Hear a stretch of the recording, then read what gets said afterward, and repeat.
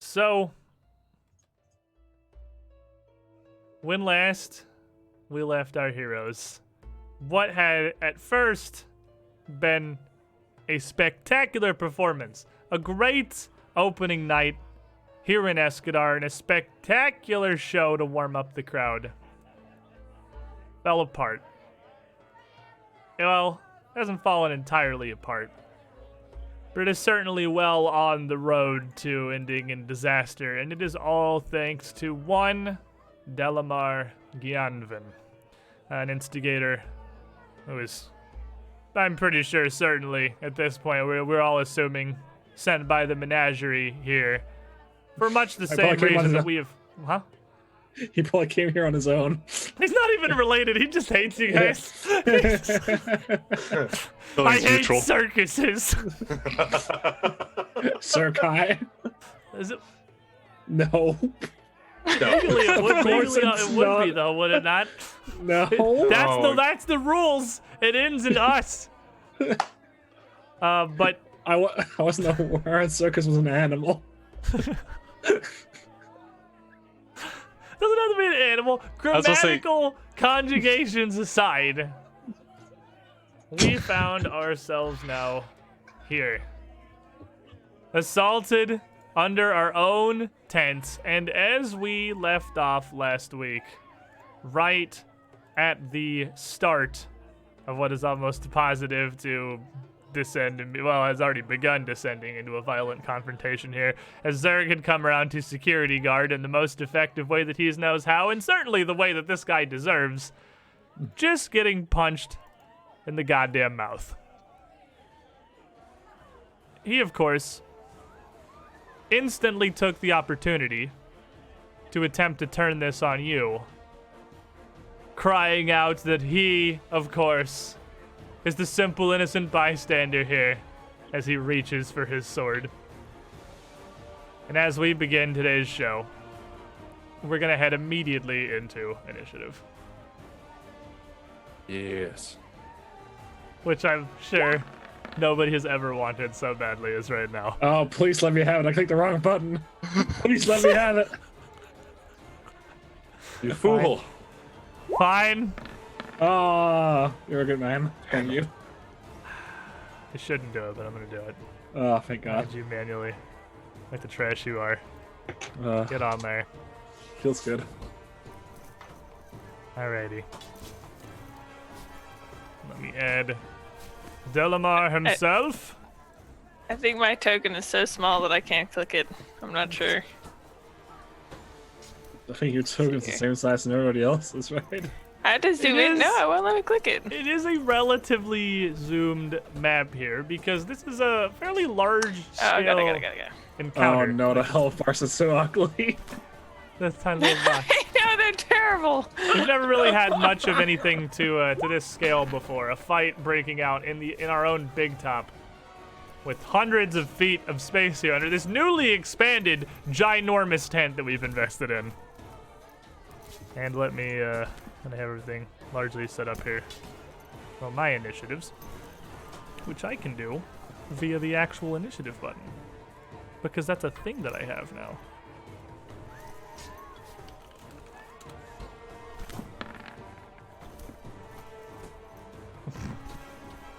He's busy posturing. Good news for everyone. Nah. He's not aiming to look like the aggressor here. And the other lady, not actually working when I click on the button, so I still have to manually roll it anyway. Such is life, as a wise man once told me. Bodyguard slightly more ready for action. And in the middle of the ring. Oh, maybe it's because I added them to the initiative table manually. That might actually be the problem. Because I forgot that I have a Roll20 module now. Now, Selwyn, you are the first to act here. And you are, at the moment, enshrouded in complete darkness, as is this entire left ring here. A circle of darkness that, to you would have no understanding of the boundaries of. You can just see blackness. Everybody else would be able to see basically a semisphere, a bubble that is moving along, and Selwyn nowhere to be seen. It's traveled from the center ring to the left ring. I don't see the initiative table. I don't either. Keep There went is. away for some reason. I got you. Yeah. Hide and seek. I will address the party. Not the circus. Aha! I bet you're all fooled. However, this is just one act of the elaborate circus performance. As you all know, we've had our run-ins with the Celestial Menagerie previously. So, while this may seem real, please do not forget, we're all trained actors here. Well, roll deception. Okay. How many people? That's okay. Oh. Before we get excited, Oh. how many people can you group coercion? Because Oh. I don't think it's 200. it is not. That would be intimidate. Yeah, even with just tell a that, broad lie. you can tell a broad lie out to the crowd, but there's a lot of there's a huge audience with a huge assortment of mindsets. Some of them quite far away, and as the crowd is getting more and more raucous and loud, half of them probably can't even hear you. Well, the And other with half. being completely unable to see them, you have no idea how well that lands, really. I'll frog and I'll ask into the smoke. Are you sure you want to do this? You know, work for that old asshole. It can be nice doing, I'll gesture out in the dark. All this. And through this darkness, you'd hear this voice reply, "Like I said, only doing what I have to do. And I truly am sorry." So, I feel like I'm saying this a lot, but you want a job?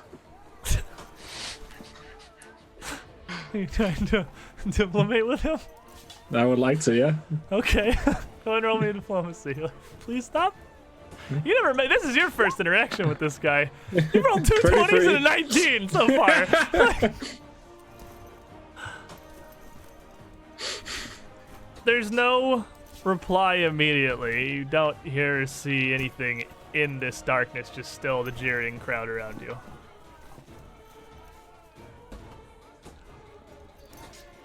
Well, the office open. I mean, it's not like I can do much in the smoke. I believe you're gonna follow me, and I'm gonna stay in darkness. So we can sit here, have a seat, have a talk, while the others are, punching, fighting, killing, whichever. I think it's more pleasant just talking. I'll sit down. Barkbeard, you are pretty fired from all this action here. But you are I am also not, in very fact, fast. all that far. You would see this blur just shoot out, and it just vines and branches everywhere as I just shoot across the whole tent, and we'll go, I think, over here. What's your speed? 35. Oh yeah, 3 actions. This little sharper just Whoosh! he's pretty fast. There's gonna be all 3 of your actions, but you are a pretty swift little plant here. And as you rush over, so fast, arriving even before Zerg's fist connects with this guy's head, the strawberry just racing across the tent. The bodyguard in the back here calls out with a surprisingly booming voice out to the audience. Ladies and gentlemen, here in attendance today, you've done no wrong. You've made no poor decisions, save to bring your coin to this farce of a show. And now, at this first uproar, their response is swords and magic. Flee! Flee with what coin you have! And, calling out to the crowd here, her performance seeming only to further inspire the courage of Delamar in front of her. She then moves up towards Zerg. No weapons yet in her hand, but reaching down to her hip for a short, oddly curved kukri at her belt. And she reaches down as she ducks low, but doesn't actually draw the blade. She simply feints the action and continues moving on around, drawing Zerg's attention out behind. And she's going to make a roll against your perception DC here. It's going to be a 33. Can't see shit. Well, you can see it. It's distracting is what it is. She's got your attention, which is mechanically going to make you flat-footed to attacks. You've been looking for an opportunity to give me flat-footed, haven't you? You've just been waiting for it. Big feet is hard to flat. It's going to All take right. her entire turn to do it. Aramis. Okay, so You I watched still ignore it if they're lower level, then you would still get deny advantage. like right there. I'm going to kind of. I saw someone disappear into the black hole, right? And that's the last thing I saw. I'm pretty sure. Yeah, more of the black kind of expanded around her mid-performance. You would also hear me scream out from Yeah, the you cloud. can hear her yelling for sure. Yeah. Okay. I'm gonna use. Actually. Yeah, I'm gonna use all 3 actions to get to inside it. Trying to get to someone. To here. Okay. And as you move into the bubble, it's kind of interesting because you can see the edge of this field of darkness. And as you step forward through this sheet, everything just goes black around you. Everything plunges into complete darkness. Now, Zerg, I believe there was punching happening. There's always punching happening with Zerg. So, wait, so... fuck me. Well, I'm punching Pinky. We're going to keep punching Pinky. Okay. But am I distracted? I was distracted. Is that going to Your affect me in any other way? It's just going to make you flat-footed as you're kind of distracted defending yourself against her feinted attack rather Right. than, well, anybody else's actual attacks. And how does that affect anything else for me? Like It flat-footed doesn't. means It's just I'm your easy to hit. defenses. Yeah, you Oh. can still punch the hell out of Delamar. Beautiful. Zerg does not need defenses. We have proven this. Zerg is unkillable. Zerg punch. Big punch. Big punch. Give me a big punch. Is this gonna fucking work this week? No, because I didn't fix it. Oh, okay. Jesus. 21. With a 21, you throw out, and as Delamar is already reaching down for his rapier, he ducks down under the blow. Surprisingly quick for a fairly large man. Well, if he's bent down, then that's called for a knee to the face. With a 26. Oh, that already has the -5, right? Because it's the second attack. Well, knee to the face is Yeah. going to find him. Hell yeah. Duck under this. You pink-wearing pansy. Oh, it does work. I rolled 2d4s. Oh. Oh. 10 knee Oh. bludgeoning damage to the face. All right. A pretty solid strike is going to snap his head back as he rails upright. Blood flying from his nose. Immediate left hook. 22. With a 22, you actually almost catch him with that last follow-up. He just barely Swipe keeps himself out of the me. way of that. Hook. I got one in. And as you're just swinging here, this field of darkness, almost as soon as you enter it, Arbus, seems to disappear. The light restored Selwyn finding herself mid the left side of this ring here, and Blue, which is your first meeting with him. No, I met him in the back briefly. Right, With, Selwyn. Selwyn hasn't met him. Selwyn You and Barkbeard met him, right? It was you and Barkbeard? Or you and Ara? Ara. Aura. You and Ara. It was you Ara and and Arbus. Leshy met him, and then Zerg That's met him out rude. front. So Wow. Wow. Ara and Arbus, or bleh, Barkbeard and Selwyn. It'll be your first time seeing this man. His long horns and his green jacket, as he stands upright here, facing towards Selwyn, pretty tall, kind of turned half away from her. Ain't right, at least not given a sporting chance, I suppose. But you best defend yourself. And he reaches down under his jacket and with a single motion whips out a dagger towards you, swinging as he draws it. And that swipe is going to come for a 21 towards Selwyn. And I just barely get out of the way. And he kind of smirks a bit. That's pretty good. You learned. And kind of breathes in, gets a little tall, and then blows out a stream of dark, thick smoke from seemingly nowhere.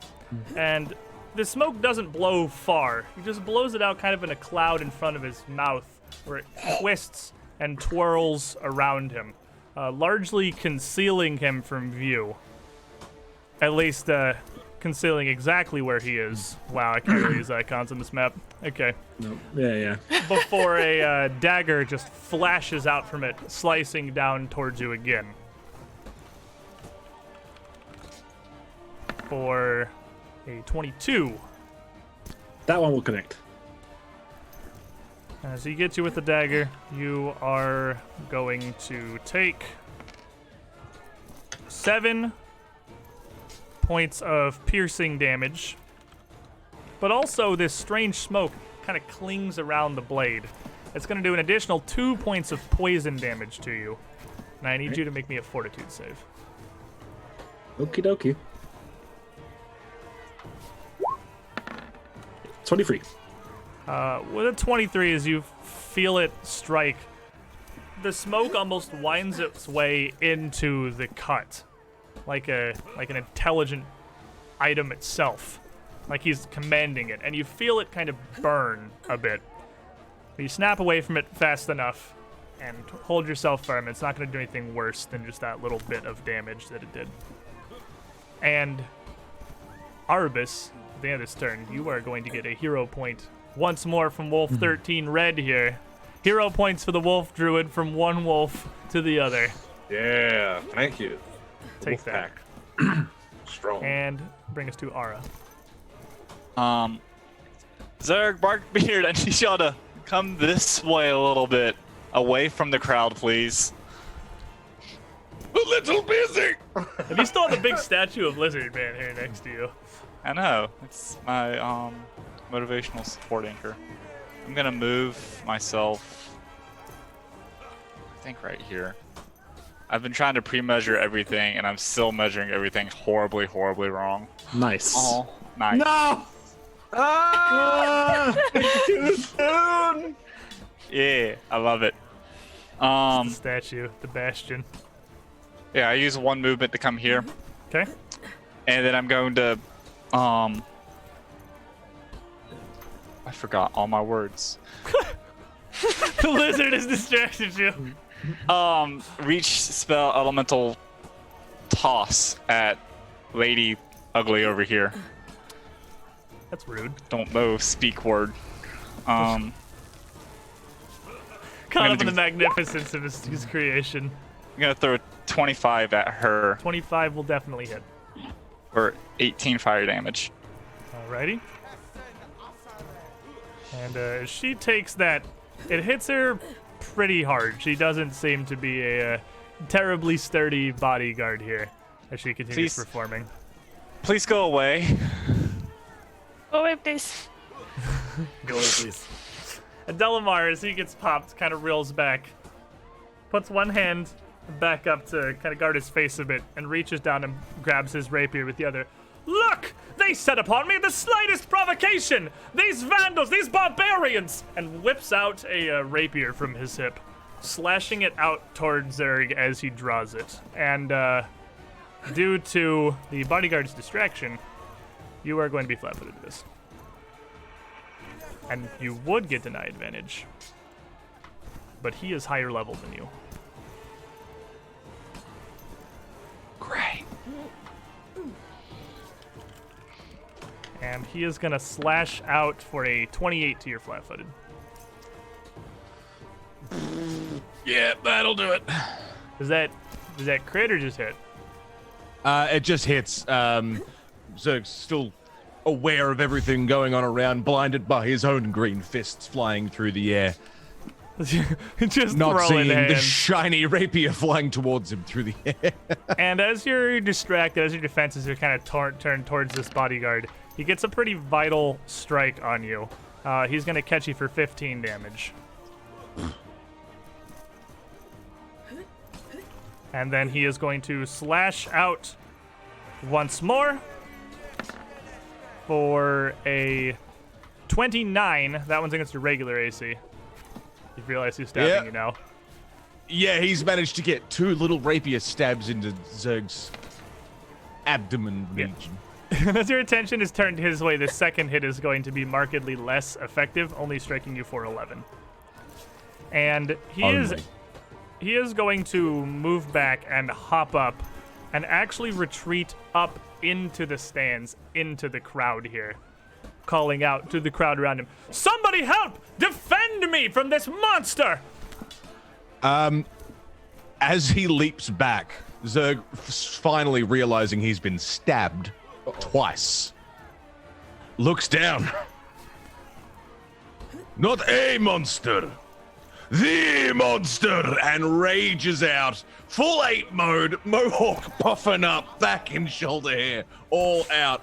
Ape man, here he fucking comes. And I can flip my little thing. How do I flip it? You can flip the little thing, but for some reason it's not letting me flip that one. So here, let me just. That token might be dumb. That might be old. Yeah, Oh, here's a there's two backup Zerg. token. Use this backup token. The Thanks. backup token will work better. Thanks. And You flip. there it is your ape form. Ah! Alright, Selwyn. I'll cock him a grin. Well, make sure you give up before you die. And I'll try to intimidate him. For 33. And what are these rolls from Selwyn? 33 is going to critically succeed, and as you look at it, you can't see much of him, but you catch a glimpse through this swirling smoke around him of a bit of legitimate fear, an actual terror across this man's face. And I'll stab with a twin feint. See, there's the first one. A free. Which I do not believe will connect. It is not going to, no. Yeah. But then, it was merely a feint. Twin feint, if you will. And the second attack is a 24. That gets his flat. 24, go ahead and roll me a flat check. There's Yes. enough smoke clinging around him, he's a bit concealed. 14. Yep, 24 will land. Or 21 damage. Oh god. Jeez. Wow. Arm is Jeez. so big. What a stab. No, it's more of the giant Arabis token to the southeast. Why is there a giant Arvis token? What the heck? Did you try to drag your token out? I pressed token button and that happened. I don't know. I don't know. All right. As you he recoils, the smoke kind of cascades away from you a little bit here as he staggers back from this blow. Oh! No, you can certainly fight, little ass. To be fair, you are ruining our show a little bit. You gotta agree. And you did stab me. Also stab. I'm not saying I didn't deserve it. I'm just saying, lay down your arms. We can talk like this, like adults.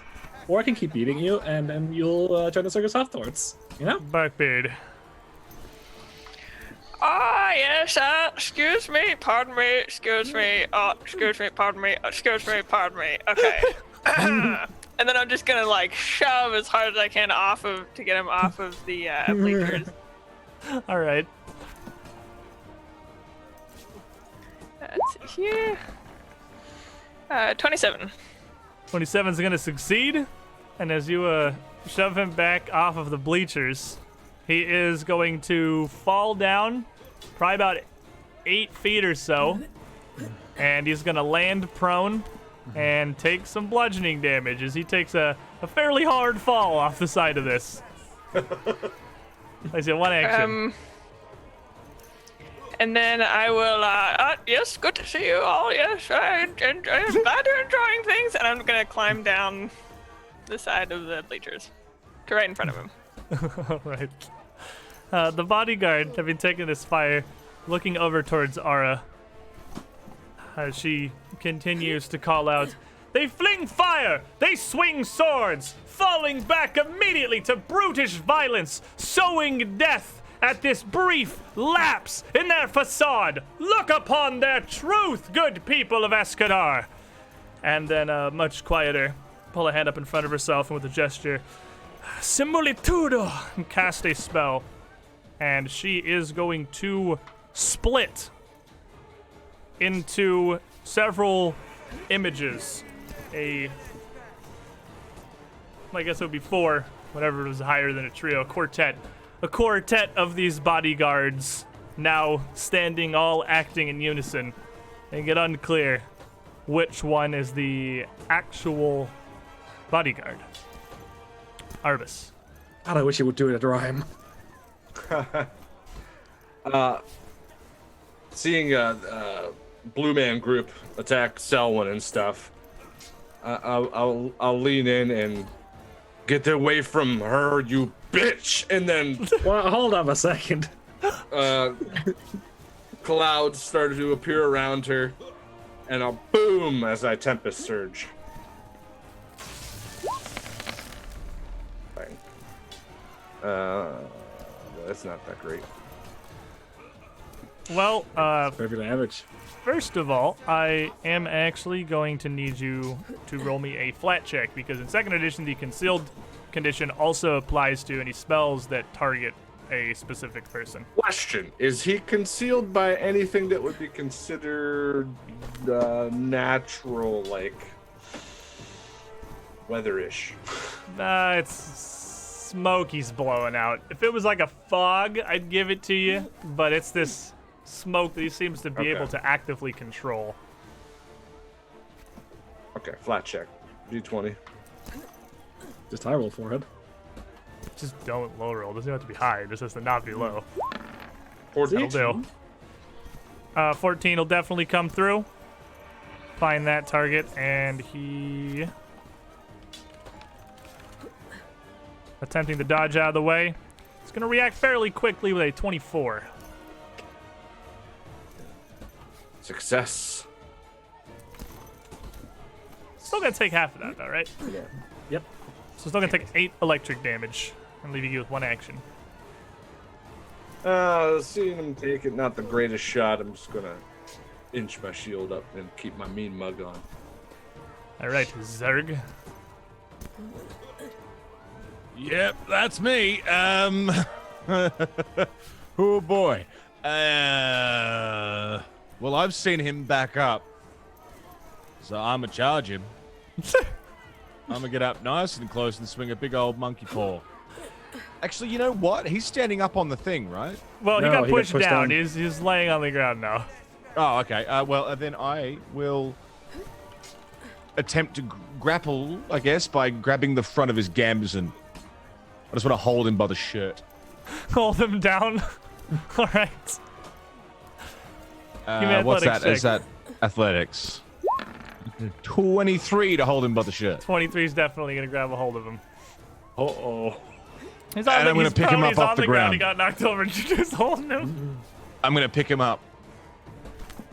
Is that also athletics? Um, I'm pretty strong. you are pretty strong here. Yeah, give me another. You can give me another athletics check. And he's the ape form. Okay, 21. 21 is he's resisting here. He's not exactly just letting you grab on it. He's a pretty quick dude. He's not gonna let you do any more than just grab hold of him. So he's down. You've got him, but he's writhing and twisting away too much. You don't have like a solid grasp of him. You're just kind of like you literally have his shirt. With my free hand, I'm gonna go for a body punch. If it I'll wants give it to. you. I'll give you. There it is. action. The 19.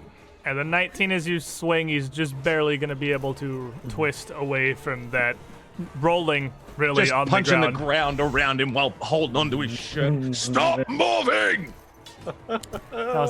As it comes around to blue, the smoke's going to kind of fade a bit, and you'll see him blow it back out to keep this cloud intact around him. And you see it twist down around his dagger again. Now there, I think this has come to a bit of a matter of personal honor for me at this point. And the dagger flicks out again as he stabs it down towards you.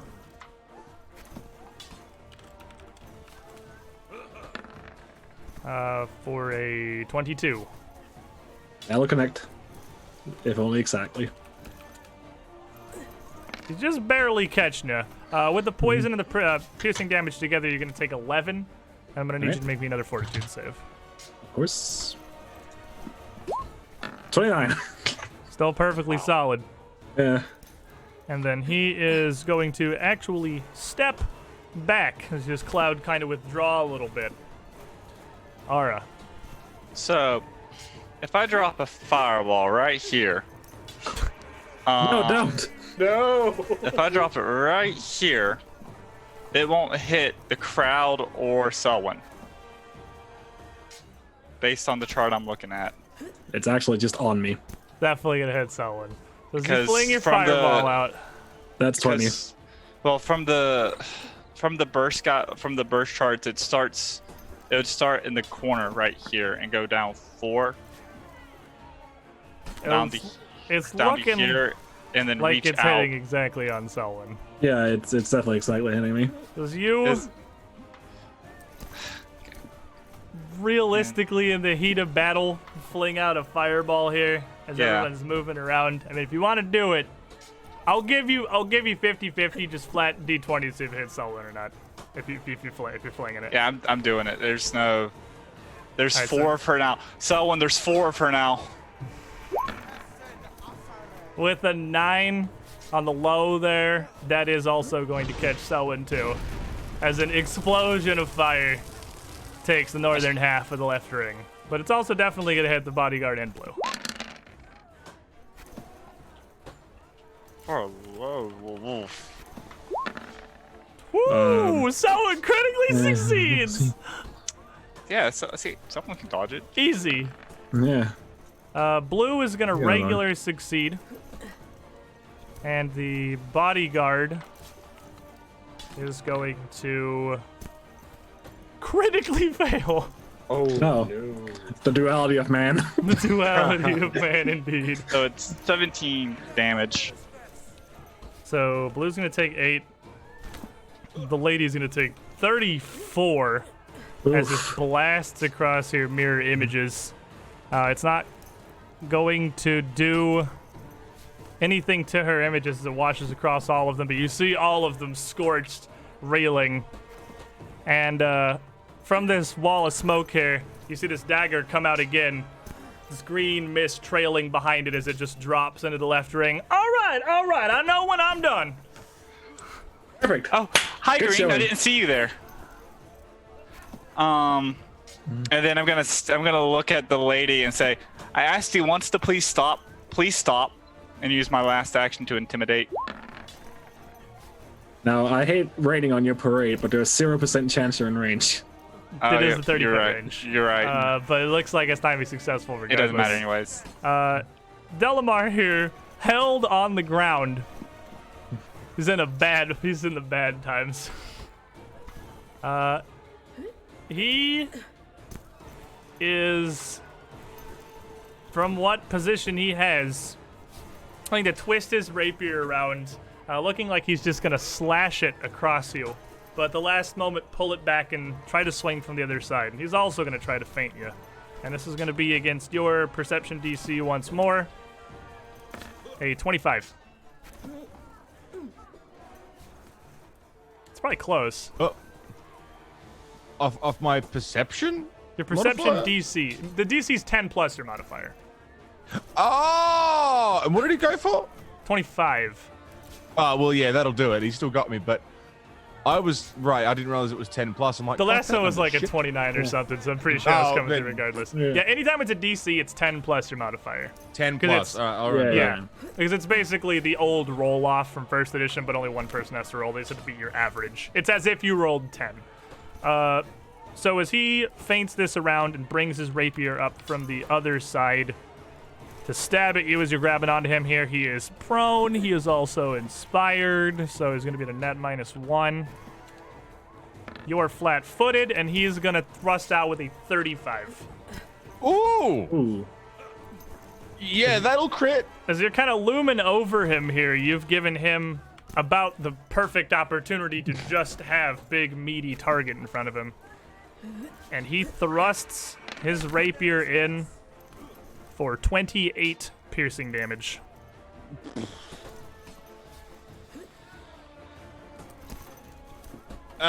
Just howling out in pain. Not letting go of my grip, but fuck, that hurts. And then he is going to attempt to escape from you. It's a second action, so it's at a -5. Versus you at fucking 12. He's not getting away from Zerg today. Not now. He's I very think that held crit down. fails.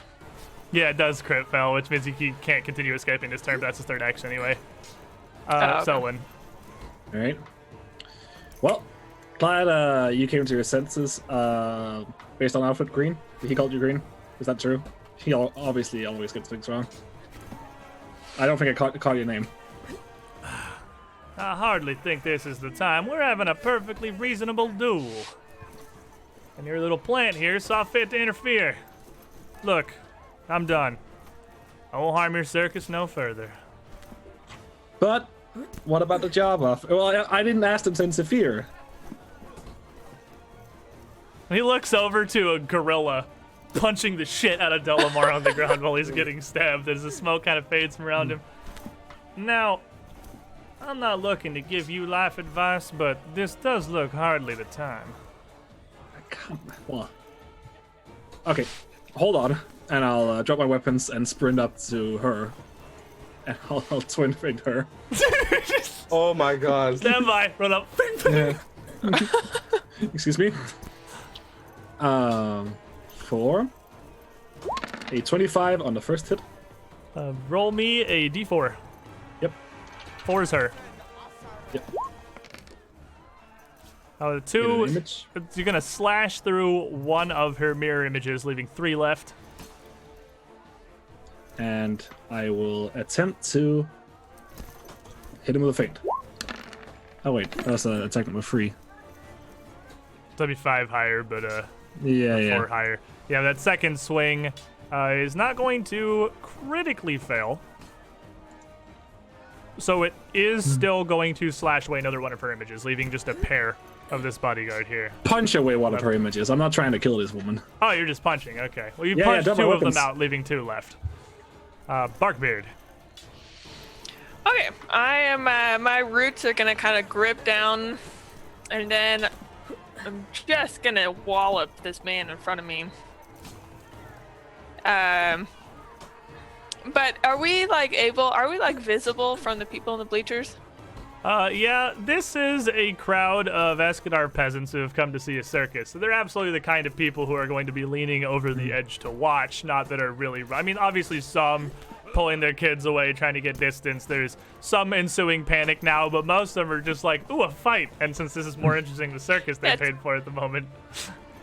Yeah, they can pay. That's what I'm going to, as I start, like, as my roots start gripping down, and as my, like, my branches start swinging, I'm gonna start this chant, just like, fight, fight, fight, fight, and try and get a little bit of the atmosphere going.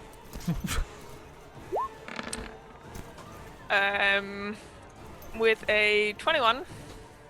21, even given his situation, he is still going to be able to manage to just barely wiggle away from. He's still holding his own fairly well. Okay. Alright, I will do the second strike. 22. 22 will get him. So it's 14 damage. And then I'm also going to try and grab him. I'm also going to try and grab him. So yes. Okay. Grab on. Everyone just pile This is in. minus 10. Oh man. Okay, so yeah, no, I'm trying to like pump up the crowd a bit here. All right, yeah, 17 minus 10, so a 7. Mm-hmm. It is going to critically fail, and as you attempt to grab on him as you're pounding here, he twists over and gets a boot up and kicks out, knocking you prone. Okay. And the bodyguard, as you approach and 2 of her clones are shattered here, is going to stop her boasting immediately and call out, staggering back in pain from the fireball, "Oh, you're on your own, Delamar! In Huisa Pulitas!" and cast a spell and disappear from sight. Bye. Thank What a you. nice lady. Very polite. Yeah. Aravis.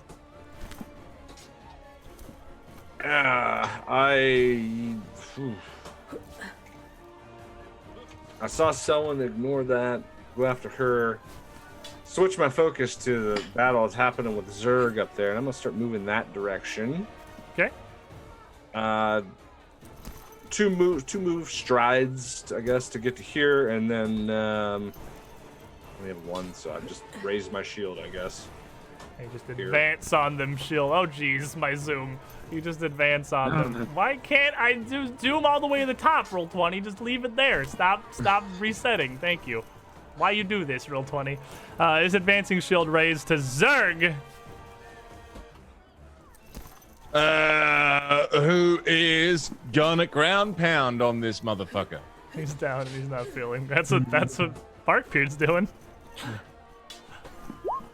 25 with an 8 fist. Absolutely gonna hit. And I have a special damage roller for my Raging Monkey Strike. You do, yes. Did I fix that? Oh no. I hope so, because I'm going to press it. Wait, don't press it yet. Don't press it yet. Don't press it yet. Don't press it yet. Don't press Oh, it wait, yet. no, Don't press it yet. Press it. There you go. I got Press you. it. Press it. Yeah. I press it. Can I press it? I press Yeah, it. you press it. Press it. 24 bludgeoning Holy damage. Oh my god. Did that roll Work. 3? There's 3 dice there. Then we both had 1 and we gave him 3. I think we might have given him 3. I mean, it's canon And now. I got all so, excited I mean, about my 24 bludgeoning damage from my monkey fist. I feel like he has to keep I'll it give it because to him was, for that one. You punched him for 24. That's on us. Whoops. Thanks. Ow. Just a sudden burst of excitement from the fist. I fixed it now. That was a hell of a monkey punch, though. Zerg man. How's he looking He's after copping that, I mean, that it's monkey? pretty solid hit, but like he's still decently all right. He seems to be significantly more of a hardened fighter than the other 2 that he come with him. And he doesn't seem like he's interested in surrendering yet. I'm going to loosen my grip to grab him by the ankle. You want to kind of re-grab him? Yeah. All right, give me athletics at a -5 here. 15. 15. As you kind of go to switch your grip and he kicks away from Barkbeard, he's going to scrabble away from both of you. He's still on the ground, but you don't have a hold of him anymore. What's the penalty if I try again for the grab on the ankle? It's -10.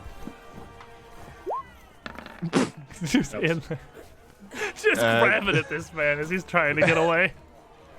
Well, yeah, that didn't work. I'm swiping, basically trying to get a better grip. No Alright, dice. So, Blue is going to stagger over a bit towards your backstage curtain and just sort of drop down to a knee as he leaves this almost this phantasm of green smoke behind him as he walks, and stop there to catch his breath. And as he does, he'll start patting down at his pockets, reach into one of his front pockets and pull out a cigarette. Aura. I really just want to light that cigarette. I have no way to do that from here. Produce flame. Get a produce flame on the cigarette. Let's not kill Blue. I'm gonna move here. Aura's gonna stare at Delamar. I said his name right.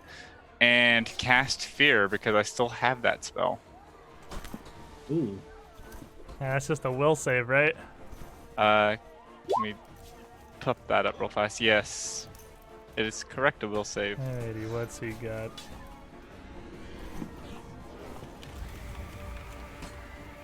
He's gonna get a 30. Oh, he succeeds. So he's still Just frightened succeed. 1 from that. Yes. And that brings us to him. He is on the ground. You both have lost hold of him. And he's going to kind of twist a bit and kind of kip up onto his feet as he kicks Barkbeard back. And continue, now pretty injured and bloodied here as he's been quite literally pounded into the dirt, continuing to fight out. Nonsense! Ridiculous! And try again to take this fainting strike towards Zerg. He's going to feint him with a 20, which is actually going to fail. So Zerg is not flat-footed, but he's going to strike out regardless. He is just frightened now. He's not inspired courage or anything anymore. Lashing out with a 31 towards Zerg, who is AC 22, so it does not critically hit because he's not flat-footed. And is no longer inspired. He's going to stab him for 8 points of piercing damage. Selwyn. I will yell at Zerg. Well, try not to kill him right now. We'll interrogate him in the back and I'll run down. You got a spare? Interrogate him in the back. Alright. You ran down a what, sorry? They weren't listening when I was trying to rile them up about this being an act. They won't listen to me now. Alright, then you're just gonna run Belver to Blue. Yeah, well, I have no idea if he has a spare. With the grimace. Reaches down patting. I'm getting low, but I'll reimburse you you. had my number, with or without your friend's assistance. Here. Thanks, that I'll light the smoke and also start smoking. Barkbeard. Well, I guess I should get up. Getting up seems like a good idea. So I'm gonna get up. And, but as I get up, I'm gonna try and grab one of his ankles. And I am going to try and grapple this man. Okay. Well, I feel like I should really grapple this man. So I'm gonna session reroll that. 'cause I Oh my didn't gosh, really she's using Okay. one? We're doing it! I know. Bryn's using I a know. reroll mechanic. Well, it's a 22. It's better than it was. 22 Not will great. grab onto him, because grappling is more sheer strength. He's going to only so effectively dodge away from just grabbing out towards him with a bunch of branches. So I grab him, and he feels my grab, and it's like iron, and it's actually just gonna crush his ankle, and he is going to take 4 bludgeoning damage. What is this? Crushing grab. Ooh. Okay. So I'm going to have him grabbed, and then That's new and neat.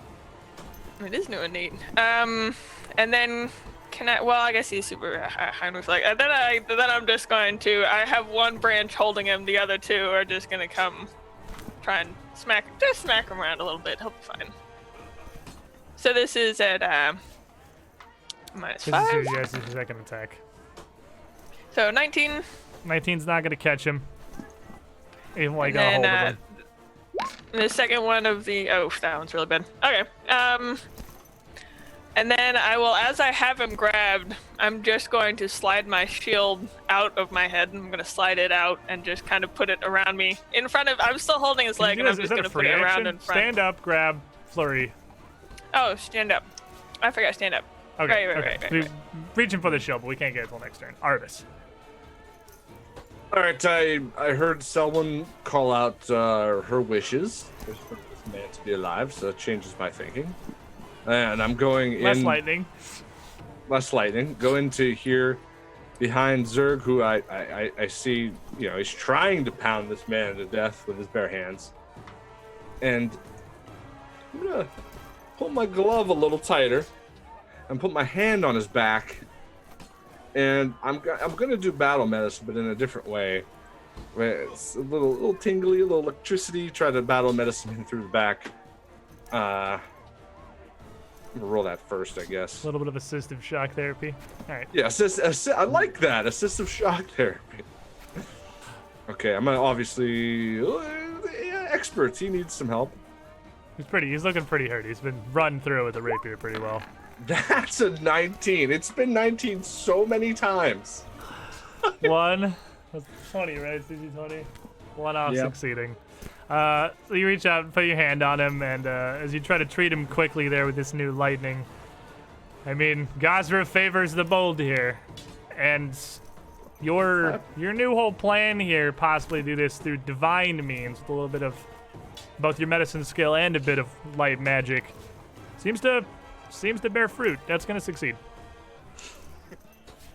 I figured that out one day. I have never met a man who has gotten so many one-offs. Yeah. It's actually like I feel like it's nutty. every other medicine check he's one off. Yeah. Gosra is stepping in here. Gosra for rides. Gosra provides. I am 2d8 plus 10, right? 2d8 plus 10, yeah. Okay, for my giant ape friend, 21 HP. 21 health to Zerg. Now, however, with my hand on there and doing that, I'm just gonna whisper to him, "Don't kill him."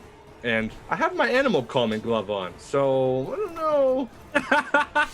Is there something that would stop his rage? I'm just saying.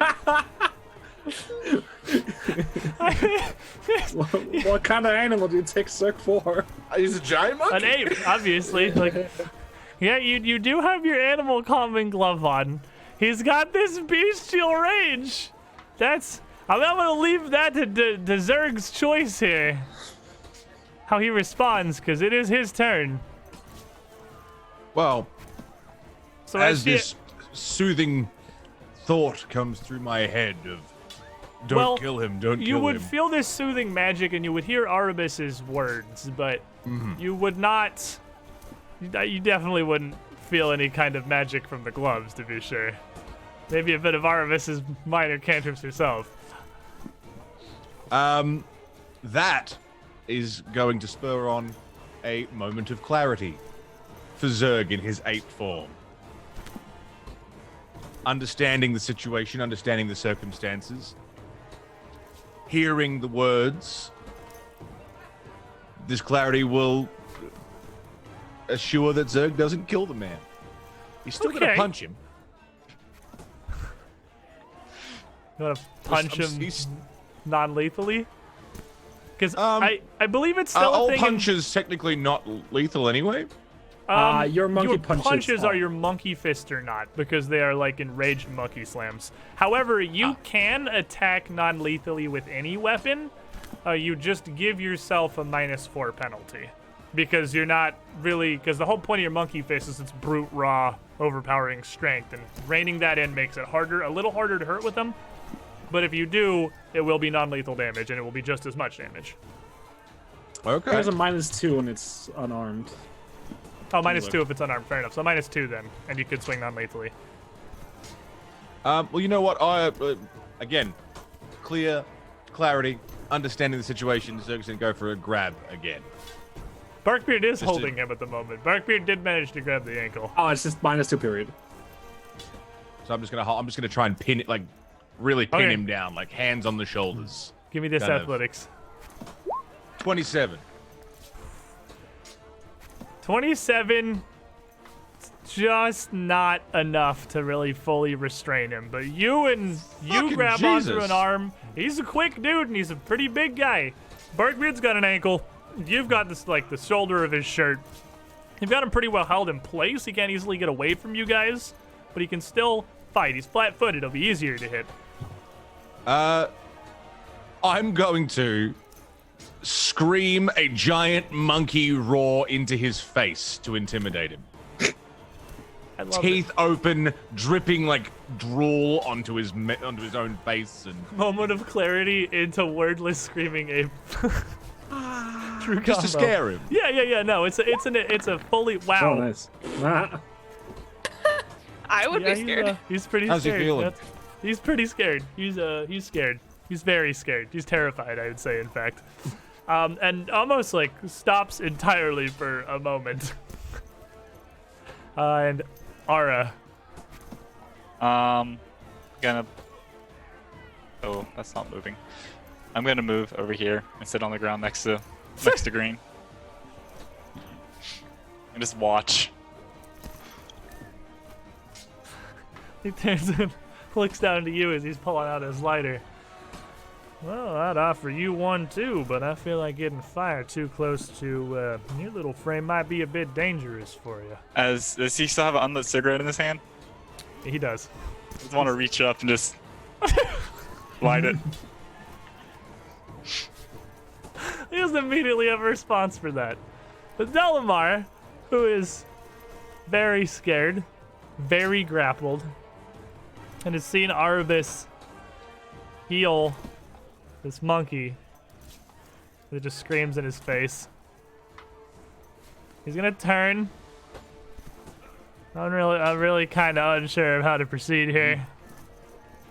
And he's just gonna try to, turning his rapier aside, twist away from the pair of your grasps. But as he does, he just flips his rapier around and stabs it back almost underhanded towards Zerg. He's gonna try to feint you again. With the 17, he's definitely gonna fail. Yeah, you're not flat-footed. And then, okay, he's frightened 2. It's actually the only thing affecting his attacks right now. He's gonna stab out at you with a 19. And failing both of those, cast his rapier down onto the ground and turn up to the faces in the bleachers, looking down at him. They mean to kill me! Will someone not come to my aid? The gods! Anyone! And Selwyn's chilling. You're probably too far away to hear more than just like kind of wordless shouting from the other side of the I'm screen. gonna have the puff of the smoke. He really has a flair for the magic, doesn't he? He turns away from Ara here. We could sit here all night and I couldn't tell you the half of it. I believe that. Barkbeard? I'm going to try and duck under Zerg's arm and get around to the backside of this guy. Just kind of wrapping my branch around, and I'm going to, who doesn't like a good noble bashing? And I'm going to shove him out and try and shove him out into the ring. He is immobilized by Zerg at the moment. Zerg, would you like Zerg's got to a help me hold of out him. here? I feel we could use a demonstration. Are you gonna let me, I'm gonna move him up, I'm gonna shove him up next to Zerg, so it wouldn't really be breaking Zerg's grasp. Okay, give me a shove. Give me athletics. Okay, let's see here. Is Frightened 1 still. 29. He'll critically succeed because he's still pretty spooked, so you're gonna shove him entirely past Zerg up next to Arvis. Oh, perfect. This way, Zerg. And now I'm going to get my shield out and kind of use it as a wall. I'm gonna try and kind of move us along here. That's my Arvis? turn. Just sort of standing there watching, with hands at my sides, just not know what to do, just sort of watching them muscle this guy around as I'm just sort of here. Oh my god! Just knock him out already! So Zerg, as your moment of clarity comes to an end, I mean, you can't just use it again. You can use it as much as you want. It just takes an action. You can too. I didn't know that. Yeah, I actually went to check because you can only do it once per rage in first edition, but it's just an action. You can do it as much as you want. It just means you basically only get to act twice that turn instead of 3 times. I'll stay clear. I still look angry, but I don't feel angry. Yeah. And I guess Calm, gorilla. if I'm coming along with Barkbeard, where are we going? Make a demonstration. Everybody likes to fight. I was going to speak, but I'm not sure if Rage Zerg really speaks much. It's more animal yelling. You can. Your form doesn't stop you from talking, I don't think. Yeah, but it's not. Yeah, it's just, I mean, I get it from a flavor perspective. I'm just saying the rules don't stop you from doing it. But I totally am on board with the flavor stopping you from doing it. Plus, the teeth are too big. He can't really, like... You remember Planet of the Apes when they all had speech impediments because they couldn't talk through the teeth? That's kind of how it sounds, so he just doesn't. What do you want to do, Zerg? Zerg's just gonna... Well, I've got him pinned. I've got him terrified. I would like to try and drag him to the center. We'll give me one athletics shake here. Of course. 31? Of course it is. So, at this point, his weapon discarded. His battle clearly lost here. Him now appealing to the mercy of the crowd. You grab a hold of him as Barkbeard shoves him along, and you bodily haul him out into the center ring. Getting less monkey with every step. I'll put out the smoke, bust myself off. Well, can't leave these people without guidance for too long. We'll speak after. And Blue just nods. And I I'll know where walk better into to be. I'll walk into the center of the ring. And as Delmar is getting dragged, literally just boots dragging across the dirt at the bottom of the tent as he gets hauled into the center ring, he calls out, "Is there not one among you who would come to my aid? Surely your numbers! There are but 5 of these vandals! You would let them disgrace our good city so!" And looking around, Who is ready for a show? kind of in a I'm gonna call panic, out. as he looks around the group here. Shale! Blue! Assist Elamar. me! As he calls back, and he just takes another drag of his cigarette. What a lovely surprise. I don't think I will. He's still just Now, sitting. Belmar, I'll give you a chance we don't give most. I'll give you one chance now to scream out to the rest of the circus, the way you've been doing so cordially so far, about all your intents and purposes here. And he just spits Or- in your face. Yes, I expected that reaction. However, counteroffer, or we drag you out back and slit your throat.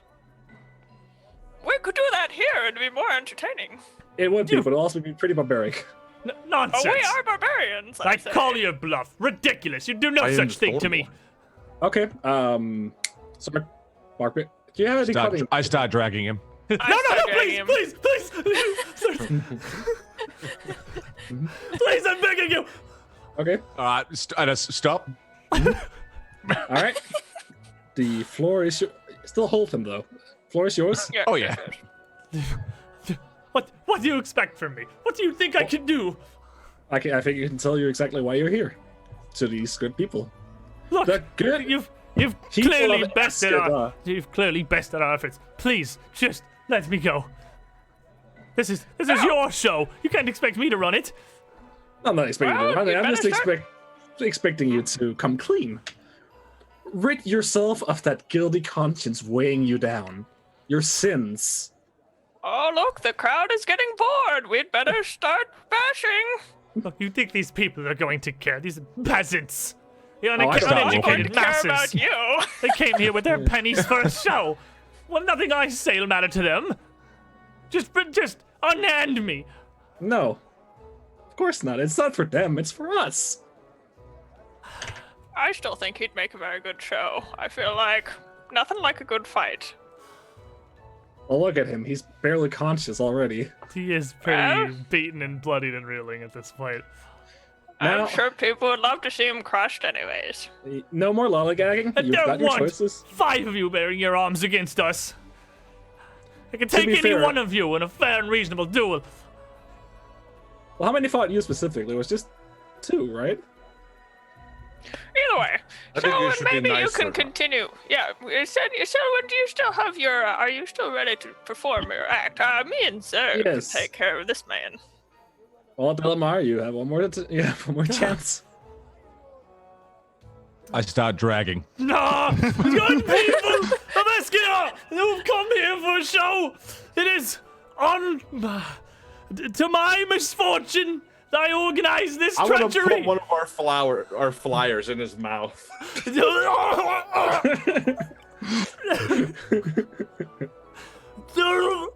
Well, no, let him speak. Well, he's doing us a favor, ridding himself of a guilty conscience. Yep, come on. Sorry. We're not so civilized here. You understand? Given your pink gambits. We and all. came with ill intentions to end your evening's entertainment! Please just let And the from Selwyn. whom were you sent? For our own. Who do you think? Well, come on now. You've only cleared half of that. guilty Ugh. conscience. We Half truths lead came to the hell. strong arm our new competition out of our good city of Eskidar. Thank you. From Zerg's gonna just like sort of pick him back up on his feet. Now that the deed is done. Kind of kicking out. Will you unhand me? Before you go, give me the gambeson. Give me your fancy shirt and then you can leave. Well, that seems like a fair deal to me. You stabbed me. You jest. You beat me. Well, I am a You guest stabbed sir. me. Also true. Reaches up and just shrugs his gambeson off over his head, leaving this red undershirt, silk, pretty thin, drawn across him. And with that, Thank crowd- you. not as enjoying this as you are, starts to call and cheer again. And as you kind of have to release him for him to pull the shirt off, he pulls away from you as you do and kind of stumbles in the dirt a bit as he just takes off All right, towards see you the later. northern exit of the tent and just flees. Now, with that distraction out of the way, good people of Eskadar, let's continue the show. Back to work. I sort of put on the pink gambeson just as much as my muscles will allow and just go resume my security duties. Now, if you'll all certainly return to gonna- your seats. Break a leg, everybody. Good show.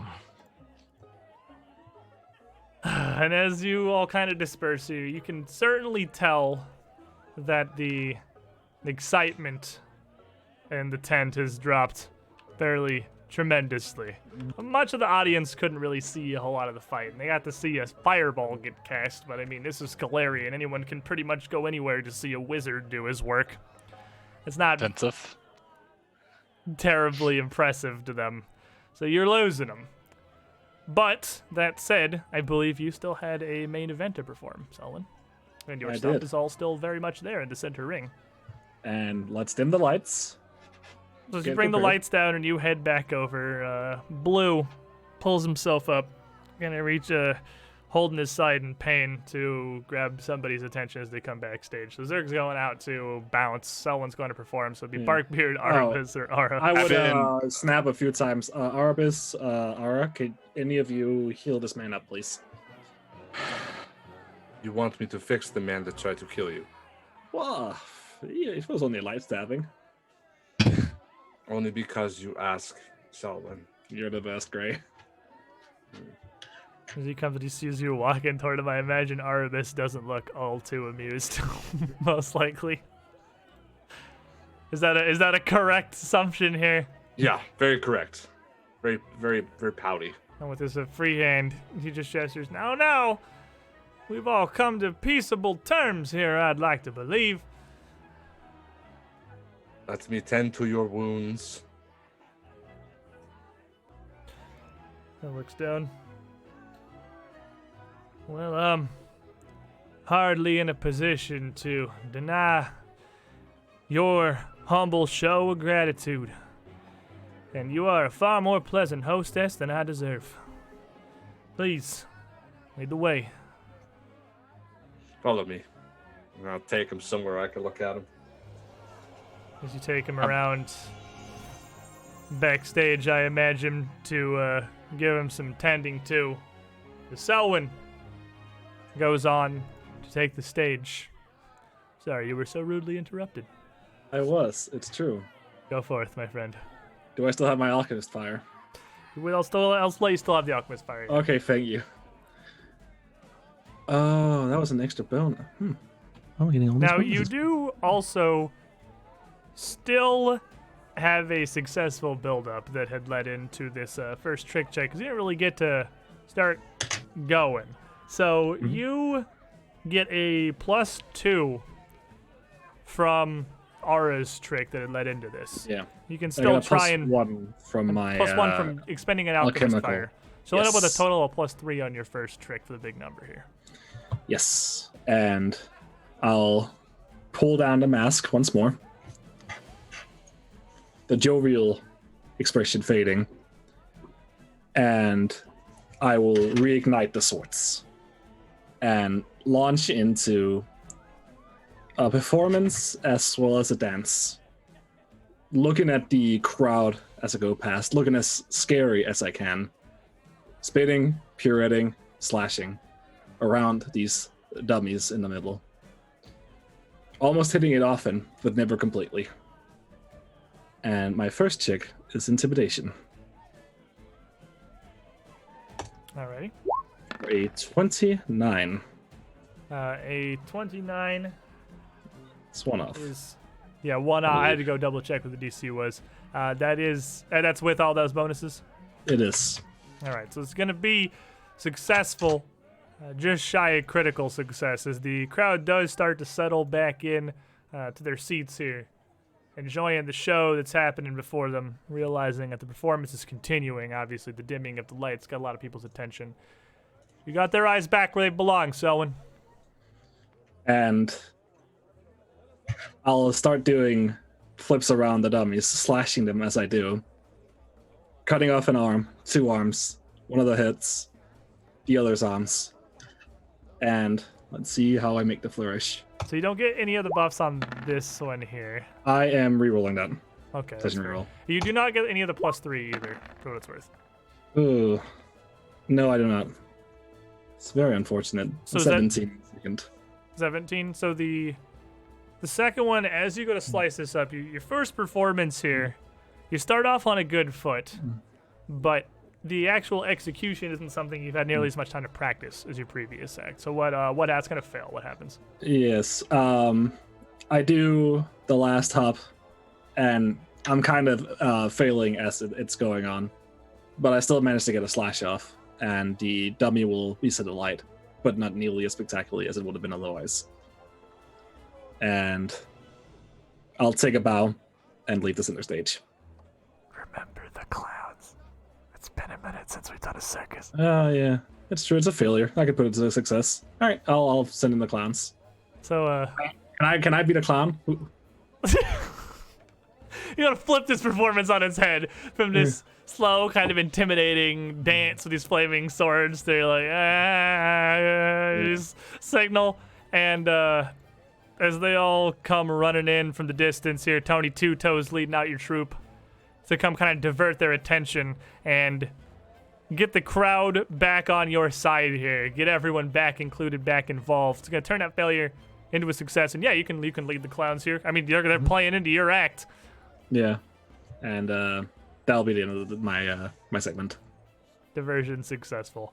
So you get up with 2 successes there for a total of 10 excitement. You use 2 different checks, so you're going to get an extra 1. And a successful big number is going to add another 5 excitement to the show. So at the moment, as you wrap up the big number and head backstage, and you see Arabis tending to Blue here, you're doing a good recovery. The show isn't quite salvaged yet, but you still got the finale. You still got the big outro. You still got 3 acts to put on in the rings. You're at 34 excitement from 39 anticipation you've built up for this show. So things are looking good for a recovery here. As you make it backstage, as Blue's kind of been patched up, he's looking a lot better. Sort of bandages around his side, but he pulls his jacket around those largely to just cover him. He puts up a hand to hail Selwyn as she comes back. Hey, now, we got off on some fairly unfriendly terms there, but you showed me kindness nonetheless. I find that anyone coming from that place deserves any kindness I can give. Now, I've heard a bit of where you lot have come from with the Circus of Wayward Wonders. A little too new to recognize any faces, of course, but I can certainly see why you split. Here. It's hardly gonna do well to making up to stabbing you right and proper, but Oh, it's still only got like an stabbing. act to go, don't you? We do. You do the 3 rings? Yes, we do the 3 rings. Well, then just let me prove myself to you. Let me give you a little taste of the Smoke Dragon's value. Oh, I'll start slow clapping. I love it. I am arms I crossed, join in. staring at Selwyn with a glare right now. What? It's brilliant. Now, I haven't done much of anything to earn your respect or your trust, but I'm only one ring of your show out there. Even if I meant you harm, there's only so much I could do. Give me a even shot? it would be a stupid position to do it in, right? Well, I can promise you that neither you nor that crowd is going to regret your decision. Well, he's in. We need 2 more acts. Graham, you're in. I don't want to perform with him. Well, you know, you're not performing with him. You're performing in a different ring. Come on. We all Fine. deserve second Fine. chances, right? If you'd been under the yoke of Duskblight, would you not have wanted a second chance? Already walk away. Go prepare. All right. Now, Sold. we're the last. One more to put out there. We've had everyone in the party, right, dealt with, because I believe everyone in the Fergus party has had is an opportunity. good Yeah. bodyguard, yeah. I'll do a clapping We backstage. still have those rats. We do have the we didn't have the rats on. It's And true. as you mentioned Sniggles. that, almost just kind of from the edge of your vision, Oh my god, I'm Sniggles. so sorry. shows up Love just him. edging over. All right, Snails, you're up. Oh, okay. What do I do? Go out and do the performance that you've practiced. That's all. Okay. No matter what happens, you're not gonna top the the brawl. So just go out there, have fun. I did see a lot of that. That wasn't the gang that had come back for us, was it? That wasn't my fault. That was our gang that's come back for us. So we all deal with issues. You guys pissed off a gang too? Yeah, sort of. Wow. The odds are really astronomical, but well, good company, I suppose. All right. I need a lot of things. Get them all together. And can you help me carry them?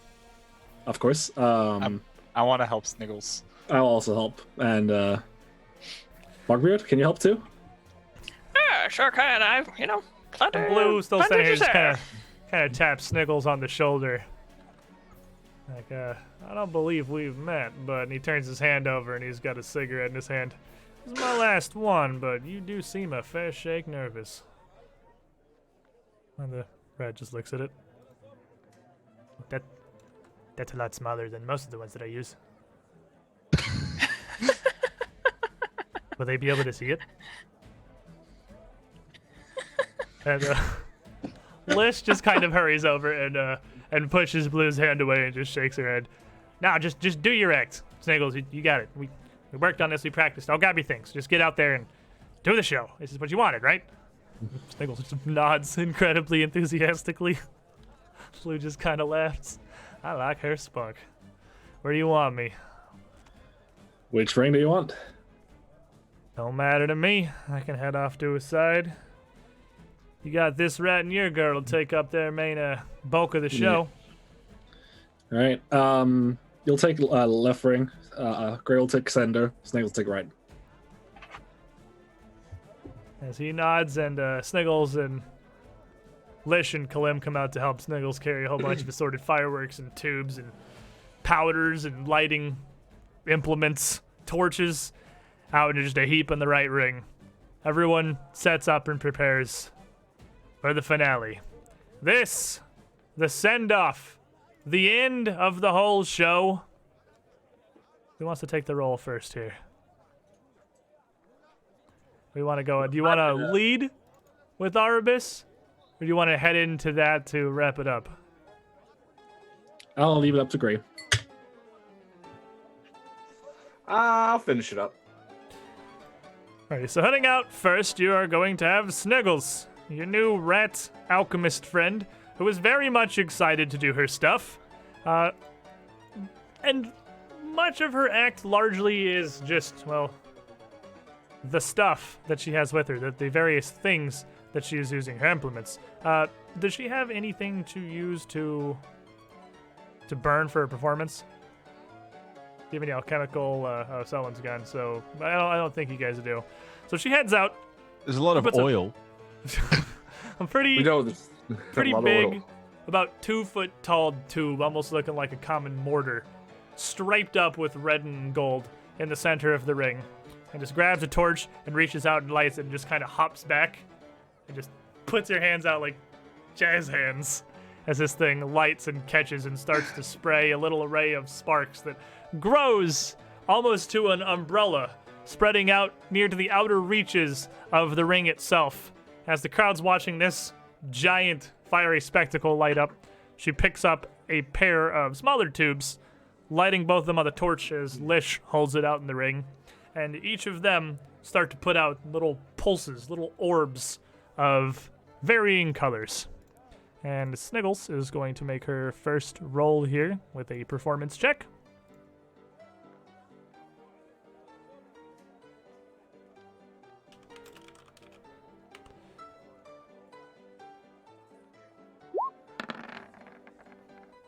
Which she is going to succeed. So as her act picks up, meanwhile in the other ring, Sniggles, almost overly excited, bouncing and fire and lights and crazy explosions, is almost the opposite of Blue, who strides out, hands in his pockets of his jacket into the ring, pulling the right side of his jacket around to hide as much of the bandages and his injuries as possible. His jacket's still visibly a bit burnt, but dusted off and cleaned up as well as he can. He heads out and looks out to the center of the audience, turns to the left, puts his hand up to his mouth like he had a cigarette, and just pulls his hand away and blows. As he does, he just starts to put out almost a cone of this thick green smoke. This one a bit more colorful, though, filling up about 5 feet in front of him, hanging this triangle in the air. As he walks up, left hand still in his pocket around it, reaches out and twists his hands through it a bit, like he's shaping clay almost, starting to wave into this. And he is going to make a thievery check. This guy is so cool. What a cool guy. I know, right? Oh, Which yes. he's going to fairly easily succeed as well, as he starts to pluck and pull at this cloud hanging in the air as it slowly lowers, a little bit heavier than the air around it. He starts to pull wings out, a head, a beak, a tail, shaping it into almost a giant eagle, just floating there in the center of the ring. He's not doing anything with it yet, just creating this art. Arbus. At this point, you are well over your anticipation goal, with both Sniggles and Blue succeeding with their 5th level tricks. Okay, so center ring, I will have already cast an obscuring mist over the wooden cage, and as that obscuring mist starts to dissipate, you see she's inside the wooden cage, on both knees, looking down at a dark wood crown. As the music starts to go, she starts to dance around the cage, slowly getting faster and faster, using it as incorporating it with the dance. Kind of slips out of the cage and gets up on top and places the crown on her head with a menacing grin. And I think I'll roll there. Okay. I believe it was nature with a plus because of animal trait or something. Yes, animal trait gives nature a +1 whenever you use a few trick. All right, nature. Oh, that's a session reroll. I'm pretty sure. You gotta get shown up with the 2 newest members of your circus you just No. recruited today. No, I can't do it, man. Ooh! Now that's a Very 31. technically. Flips it to a critical success. With a critical success, you are not only going to raise the excitement to 49, you're going to raise the anticipation from 39 to 41. Putting on such a spectacular finale here that you have largely gotten the crowd to forget about the events of 10, 15 minutes prior. And though the evening is getting late, the area getting somewhat dark, your spotlights are allowing you to continue on past what should have been your curtain without any kind of penalties or problems. And this is just drawing more and more interest. The left side, this eagle kind of sitting there. Blue actually walks out of the ring. He walks out to the left hand still in his pocket, right hand hung down to his side, and walks up to the stands. And then just looks across at the people that are there, kind of walking in front of him, and stops behind a younger lady, looking to be in her late teens. With a smile on his face, gives a deep bow, and extends a hand to her. And she kind of looks at her friends and her father a bit confused. Her father a bit of a gruff look on his face, turns and nods. She takes Blue's hand as he leads her back over into the ring, and puts one hand on her shoulder, and takes her wrist with the other, and kind of puts her hand up next to this eagle, and guides her through this motion. And she does, and it just kind of washes his smoke a little bit, smearing the side of the eagle a little, but he nods and steps back and then encourages her to do it herself. And steps back behind the thing, puts both hands in his pockets, and as the girl does this waving motion, he just blows.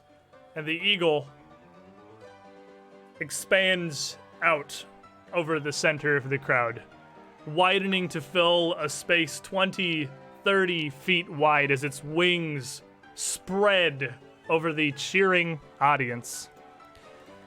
And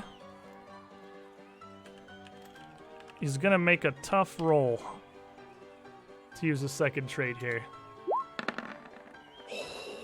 And as he does, it kind of winces a bit from the pain, and this eagle kind of loses form as it reaches the stands and spreads out into just a thick cloud of this poisonous smoke settling onto a large chunk of the audience, who immediately, coughing and hacking, start to move away. And he tries to recover it a bit, clearly kind of in pain, waves a hand, and Also into clowns. clears much of the smoke here. Oh no! clears a good amount of the smoke away.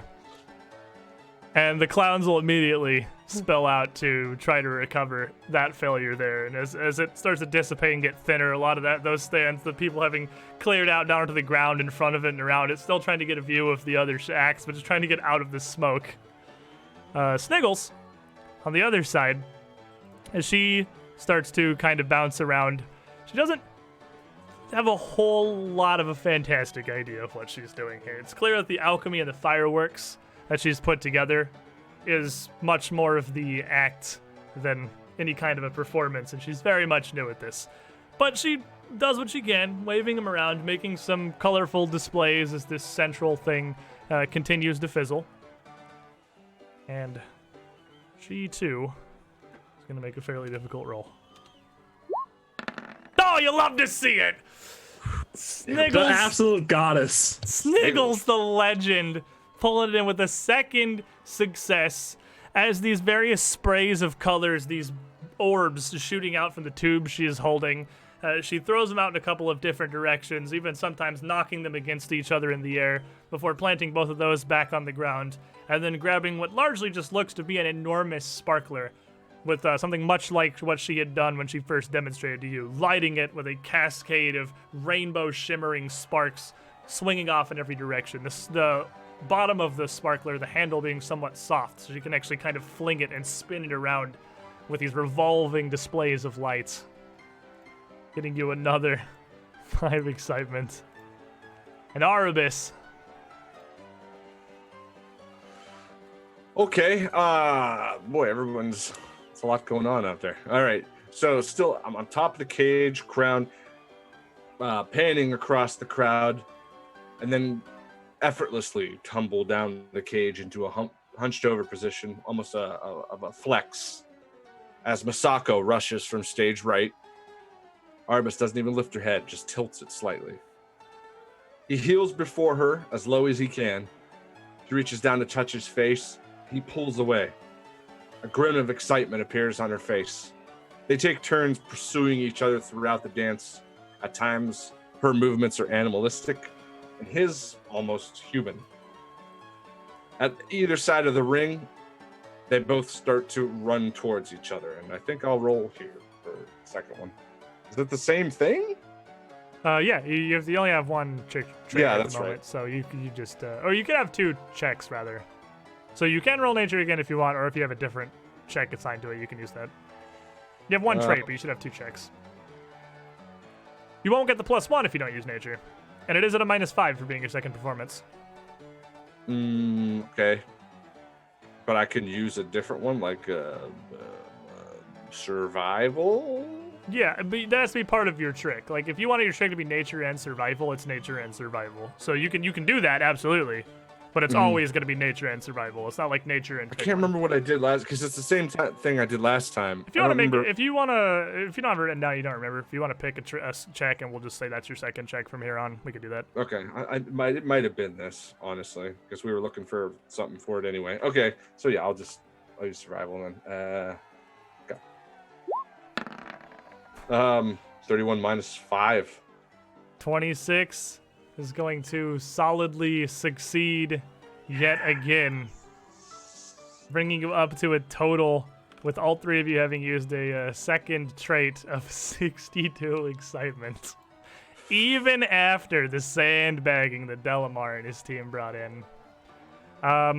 Sniggles is not going to go for Act 3. Blue is busy being salvaged by clowns who have run up into the stands with whatever random blankets or towels or just large flat objects they could find, making an absolutely over-exaggerated show of trying to fan away the smoke out of the bleachers.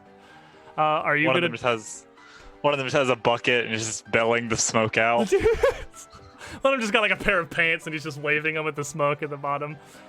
Wholly unsuccessfully. No, the second check was just for what's going to happen here, I guess. That's what so go ahead.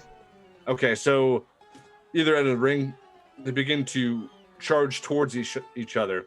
And as they get near, Arbus drops to her knees and slides, leans back as Masako jumps over her, going the other direction. And then they wind up on opposite sides of the cage. From her knees, she turns to look as Misako goes the opposite direction and leaves. She looks towards the crowd, sad, and then morphs into a black wolf with blue highlights and slowly saunters after her partner. And as you wrap up your performance here, Blue is just taking a distraction to try to make his leave and head back to the behind the curtain again, the backstage area. Sniggles, as her sparkler starts to burn down, the main giant tube in the center starts to run its course, having burnt all the way through everything they'd packed into it, all the reagents and everything. She kind of stops and looks back and forth. Just sort of holds the sparkler up and seems to have no idea how to end her performance. So I'll wave her out. you wave her out, and she'll just wave to the crowd and then just turn and walk away, sparkler still in hand. But with that all completed there, the Celestial Menagerie had no chance of stopping a spectacularly successful opening night here in Escadar, with the group of you having easily cleared the anticipation that you had set, having easily come through and blown out of the water what was originally 39 anticipation, up to 41 with Arbus's critical success. Nobody can say that tonight wasn't going to turn a pretty spectacular profit. So as the group of you all make your way backstage at the end, as the show winds down and the roustabouts start to make their way out to clean up, pick up a lot of burnt tubes and stuff from Sniggles' performance there, and start trying to pack everything together to get the more fragile, more delicate components of the show put away for the evening. The professor backstage would, of course, be the first to meet you. Well, I must say, Sullivan, that was impressively well handled. It could have gone worse. That could have gone significantly worse. They could have killed you. But, well,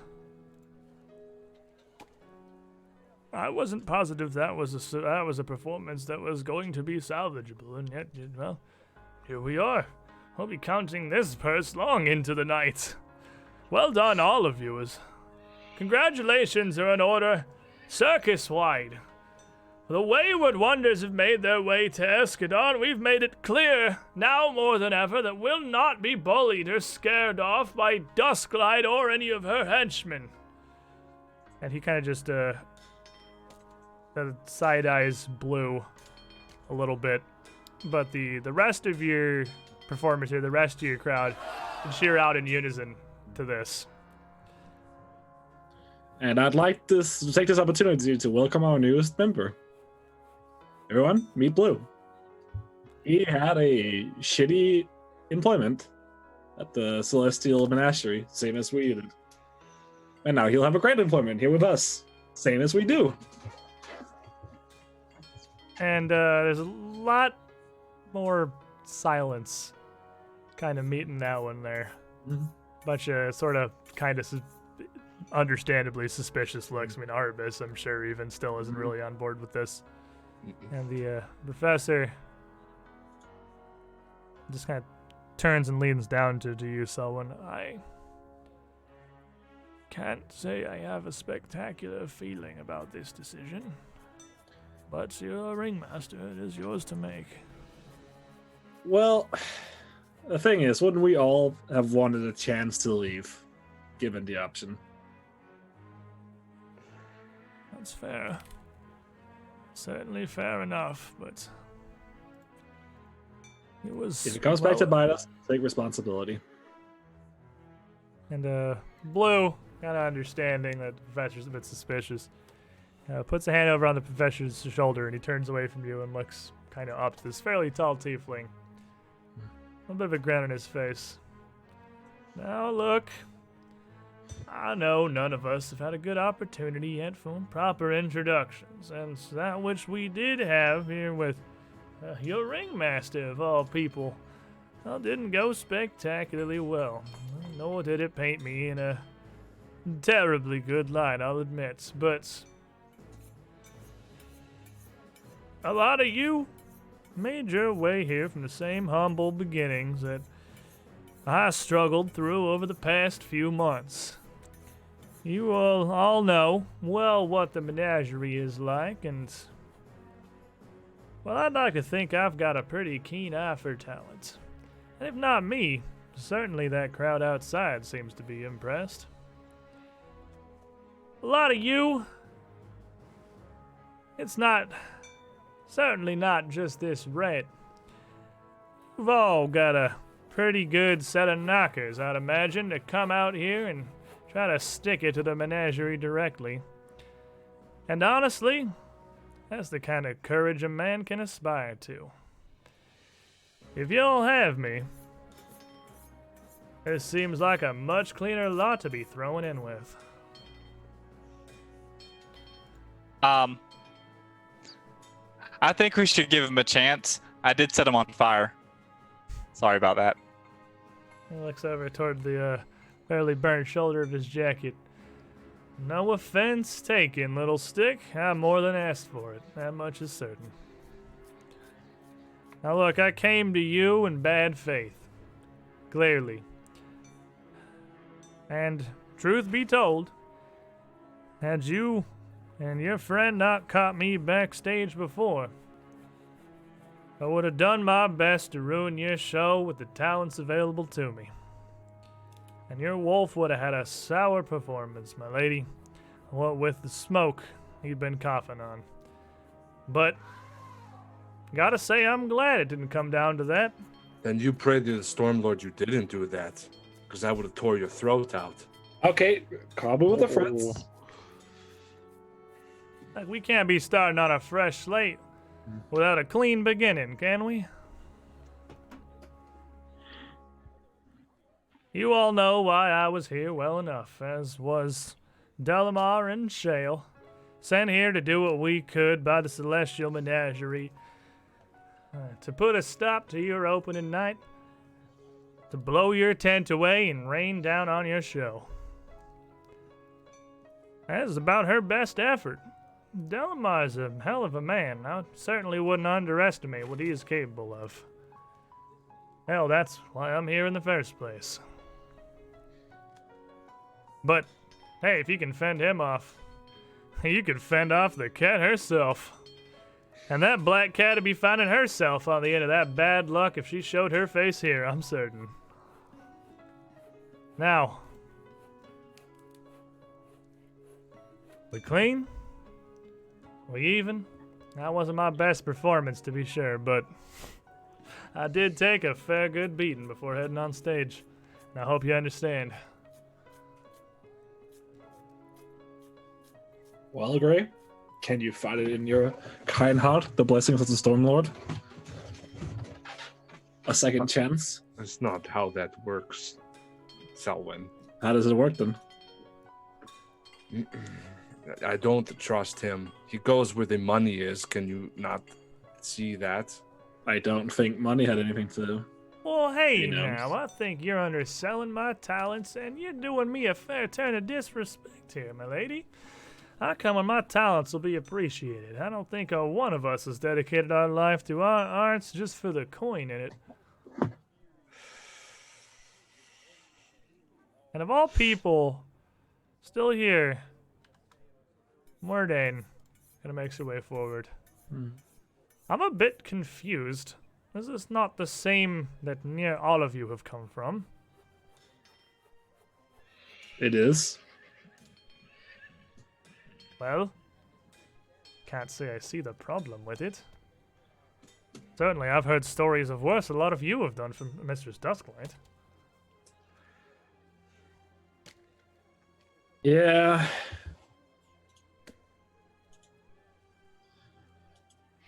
Well, I guess you'll have to watch your lady until then. For her, the trust is earned. Well, I suppose it is for all of us. But Well, I will do my best to earn that as I can.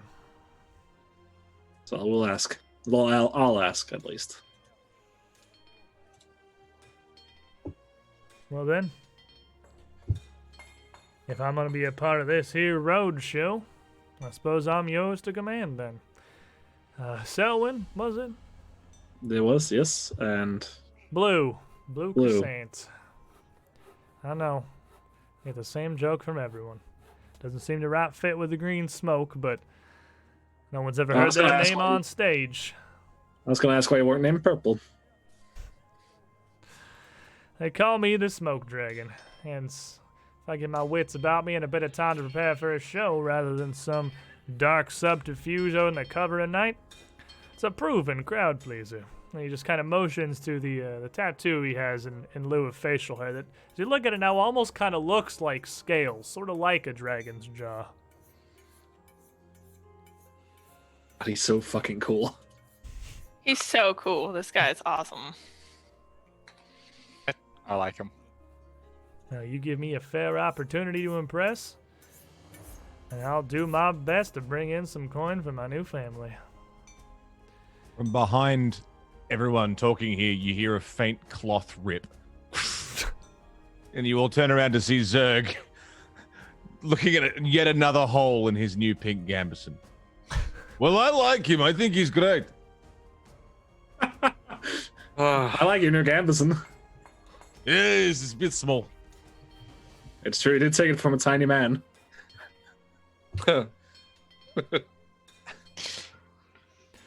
So, currently, your show has a 5 prestige? Question mark. I Perhaps. believe your prestige is a 5. Yes, 5. Alrighty. So with a successful show here, your prestige is going to increase to 7. As the word of the Yes. Circus of Wayward Wonders is spread to a much larger settlement here. And then counting through all the payout and everything at the end, your final anticipation of 41 and a prestige of 5 going in, you should be walking away with about 46 gold total to the circus's bill for just in profits, just for upgrades, further investments. But as you're counting through everything through the evening here, the professor comes by with a bit of a discrepancy. Well, Selwyn, I certainly say we did well enough of a good job. The tent was packed. And with that word spreading out, we should be able to fill it even further if we wish to do a second show here in Escadar. But, I'll admit there's a fair bit less coin here than I would have anticipated, given the seating. It's possible I miscounted or some kind of mistake with the ticketing, but with the numbers that our doorman let in, we should have around 45, 46 gold, and I'm counting together barely 40. Well, I believe Sark did have to offer some free tickets. Well, that would certainly make sense. I suppose given everything that's happened tonight, it was a worthy enough sacrifice. I've certainly made a name for ourselves, and we've more than enough money to go around. You continue to impress, Selwyn. Thunder'd be proud, for certain. Aw. You did his outfit justice tonight. Now, I'll get this all properly counted, make sure everything's tallied up and marked as it should, and, well, I suppose we can talk further plans in the morning. Great. For tonight, we'll just rest successful, knowing we'll have good food and drink for time to come. Sleep well, Selwyn. I'll just kind of reach too, down, bruv. pat you on the shoulder. And you're going to make 41 gold. 41 gold instead of 46 that you should have. Okay.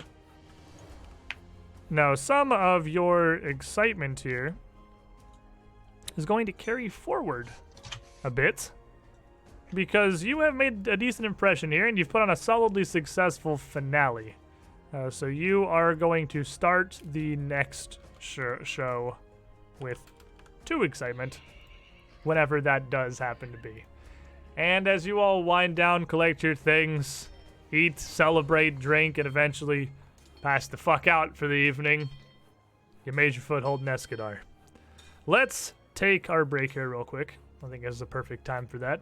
and use the bathroom, refill our drinks, get our snacks, and don't go far, chat, because when we return, I'm pretty sure there's a little more business we have in Escadar than simply putting on a circus. At least I think Selwyn's got some other avenues of investigation she'd like to pursue. We'll be right back. Give us a few minutes. Welcome back, everybody. Except Mono. Welcome back, everybody else. If I verbally say I'm gonna unmute the party, then I usually remember to unmute the party. I just have to actually say it out loud with my mouth words. That's good. Learning. We're getting there, boys. Look at the hot progress we're making as a live stream. I'm not stupid garbage. Sometimes. Self high five. Self high five. Sometimes I do something right. I'm good at stuff.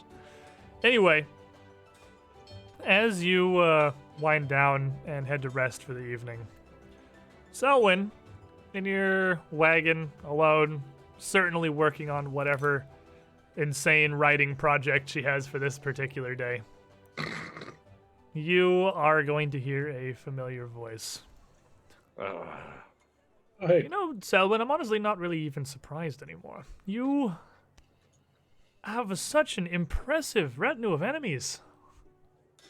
And this is coming from a literal demon. Uh-huh. And yet still, you seem to find more hate on the material plane than I do. Though it is my job to avoid most of it, to be fair, and I'm quite good at it. Right. Well, you know, you've seen most of it, really. Yeah, it's really just the badassery. I And feel as trucks. if you undersell yourself. You know, once I was told that the measure of a soul's worth can be accounted for by the strength of their enemies. Nobody gets anywhere in life without, well, crossing a few lines.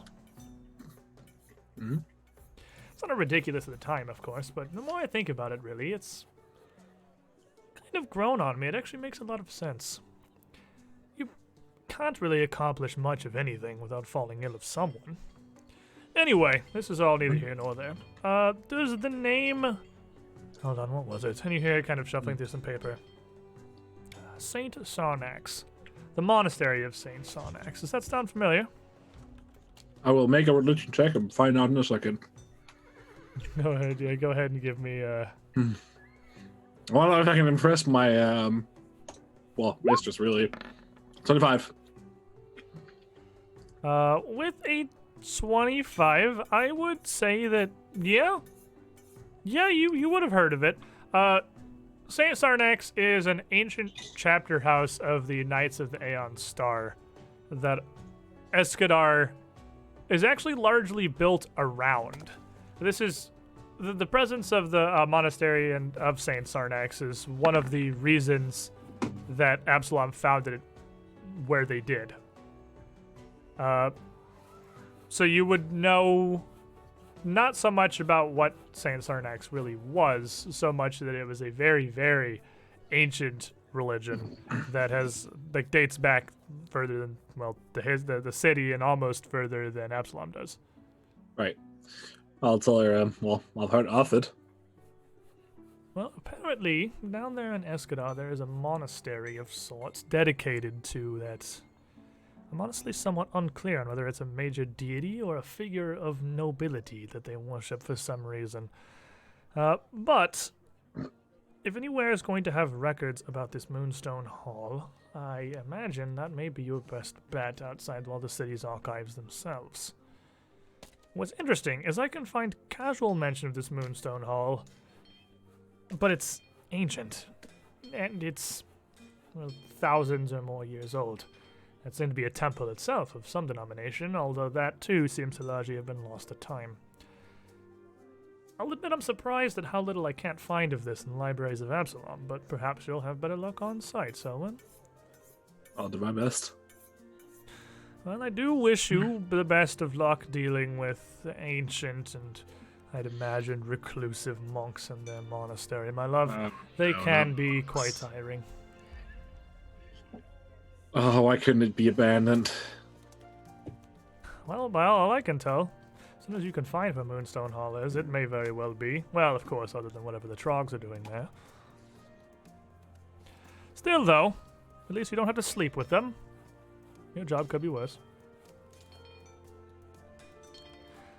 Trust me, I've taken quite a fair few hits on that front for the cause of my own scientific research. Well, whatever it was I was doing at the time. I forget. It was probably important. Anyway. I feel that. If you can't find anything there, then... Well, truth be told, I'm not sure I can help you much without sailing to Escadar myself. Well, let's hope we find something there, then. And so with that... You all would pass the rest of the evening. And the following morning, awaken successful circus performers once more. Today's job for the roustabouts largely is going to be hauling down the canvas, the big top, the tent itself, making sure that it's not left up exposed to the elements any longer than it has to be. Whereas much of the supplies are left in place, left in their crates and their barrels, staked out in a smaller tent that'll be erected over what was previously the backstage area, in case of another show for Escadar. Everything doesn't get hauled up unless you're getting ready to hit the road for somewhere else. But with a new morning and a successful show behind you, you have fulfilled your debt to the city of Escadar. Well, at least you have performed. You have fulfilled what you said you would do. You just haven't, how to say, paid them yet. Nope. I'll head into the barracks, as soon as possible. The first thing in the morning, really. Okay, and does anybody want to go with Selwyn to go meet with the constables and the magistratum? Oh, she seemed like a lovely woman. Last time we went, it was very long and very boring. I think Arvis literally left, if I remember correctly. Yeah. How about you, Zerg? You didn't get to quite make it last time. You missed out on the trip to Conclave Square. I'll come for one day, yeah. So, Arvis, you gonna stay back by yourself? Me and Arl hang out then somewhere. All right. So I'm sure Barkbeard, you and Blue can make friends now. Oh no! Selwyn, Barkbeard, and Zerg make their way down into town, down to Conclave Square to meet up once again with the Lieutenant Constable to fulfill your end of the deal here. As you make your way into the small, again, fairly well-furnished waiting area, the seats down either side, the same scribe is sitting there waiting, and as he looks, his eyes kind of widen a bit as Selwyn enters, and Barkbeard, and a giant half-orc that he doesn't recognize. And he glances quickly towards the side door before putting on his best retail smile. Oh, well, welcome back. No more muscle. This is an armory. Oh, I'm just messing. We're here with the taxes for our show.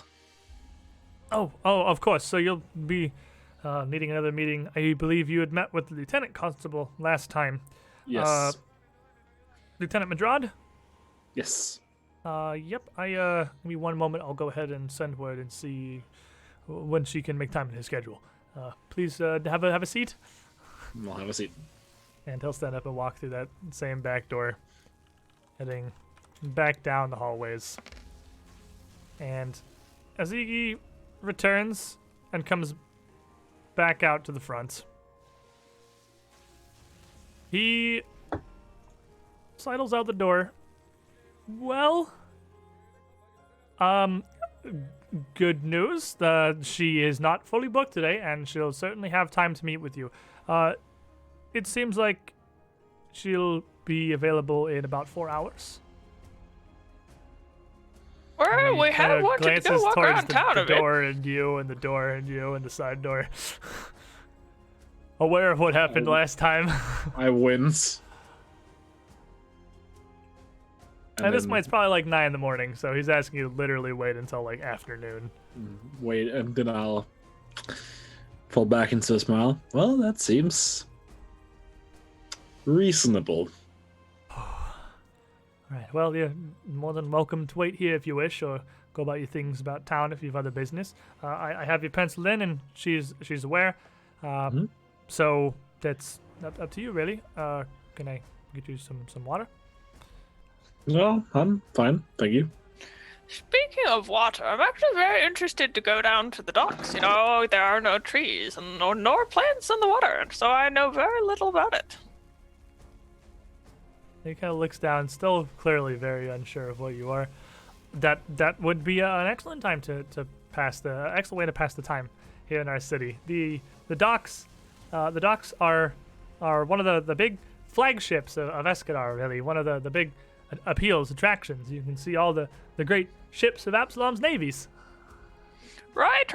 Well, we'd best be on our way. A little time to lose around here.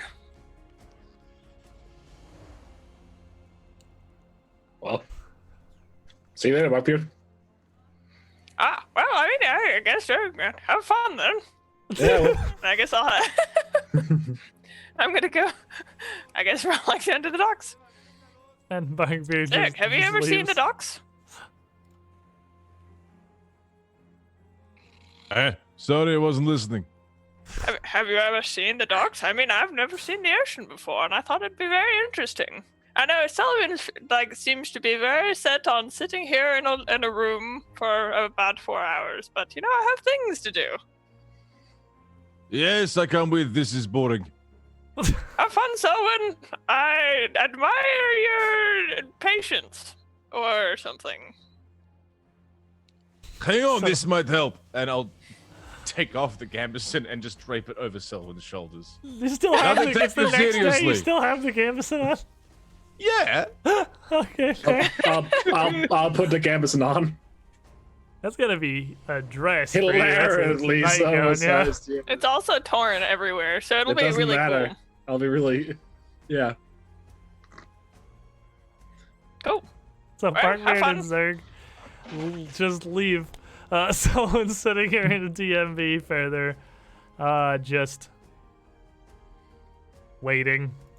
And Barkbeard and Zerg, as you head back down, out, and around to the docks themselves, passing through much the similar sights of the town here, the market stalls, the hawkers, the omnipresent beggars, and assorted charlatans trying to pawn off all kinds of little trinkets and oddities on you. Although, fortunately, with Zerg's presence, a lot of them are a little less aggressive. They don't physically put themselves in front of you. You're a giant half-orc man who, regardless of your meaning, just looks fairly intimidating. And you walk around in a chainmail leotard, and no one really wants to fuck with that. So back at the camp, Arbus and Ara, you would be left with the day here largely to yourselves. And what would you guys be getting up to? What's going on? What do you want to do? I mean, it's just us here. Let's kind of look around. I don't really know. I finished my present for Zerg, and he still hasn't seen it or said anything about it. He was a little distracted yesterday He was. with the anger and the Gambison. I know. We should go talk to Blue. I start walking towards Blue. Or go looking for Blue. So what would be your setup with Blue here? He doesn't have a wagon or anything for himself. At the moment, he'd just kind of be around. And you'd find him off closer to the center of the circus ground, around near where some people are hanging around having a morning meal. Just sort of standing, maybe chatting with a couple of roustabouts. He's not a difficult man to locate.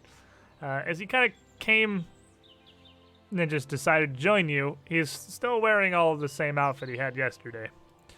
And as the pair of you approach, he cracks a bit of a smile. I believe that the group of us haven't really been properly introduced here. We had a bit of an odd situation last night for certain, and had to skip a bit of the formalities. I'm Blue Croissant, and puts a hand out. I reach out and grab it. My name's Arlulu Ara. It's a pleasure to meet you. Come on, Arbus, you gotta greet him proper like. Well, Lulu, that's a bit of a mouthful, but I promise you I will at the very least be doing my best. You gotta give me a little bit of patience there if I stumble over that one a time or two. Well, most people call me Ara. Ara's a much easier one. I think I'll side there with the rest of the masses then. And you, miss, I know I came here to do wrong by you specifically, but all I can do now is beg your forgiveness. I'll lean in begrudgingly and sort of just lean out. It would smell very, very heavily of smoke. Yeah. You would have a pretty powerful scent. I call myself Arabis. Ara and Arabis. It's like you two were destined to be friends from birth, with those names a matching pair. Peas in a pod coming to a circus together. Yeah, it gets confusing. We even do the same magics. It's true. Sometimes we steal each other's spotlights. It's fun little competition sometimes. Well, truth be told, I didn't get to see a whole lot of either of your performances. Arabis, I was a little occupied with my own business at the time, and Ara, I think about have been outside or out back. No, you had you did something with the tight ropes and the fire, didn't you? Yep, that was me. No, I definitely caught a bit of that. That was certainly fairly well done. It threw me for a loop. It's the opposite of what I would have been expecting, coming from someone here, well, not right sure how to put it plainly and politely, really, but I'm a plant and plants burn. Yeah. that is the connection that I would have been assuming, but you don't seem to fear that fire at all. Oh, I'm undaunted. Says so on the poster. Haven't been a whole lot of those posters around the menagerie, so I haven't gotten much chance to see your advertisements. That said, though, I have been working with them for some time, and I could help you out with your show a little bit. And maybe can spruce up your acts a bit. Now, Arbis, you got a bit of that dancing going with that wolf of yours. You seem to control that thing better than most men can control their own friends and family. It's not really about control, but respect. Yes. So. Respect guess is one around thing, but if you're looking to turn heads at a circus act, I can tell you I found great success getting some of those circus goers involved themselves. You get some of the audience involved, get some of them in. If you trust your dog as much as it looks like you do, that's a guaranteed success.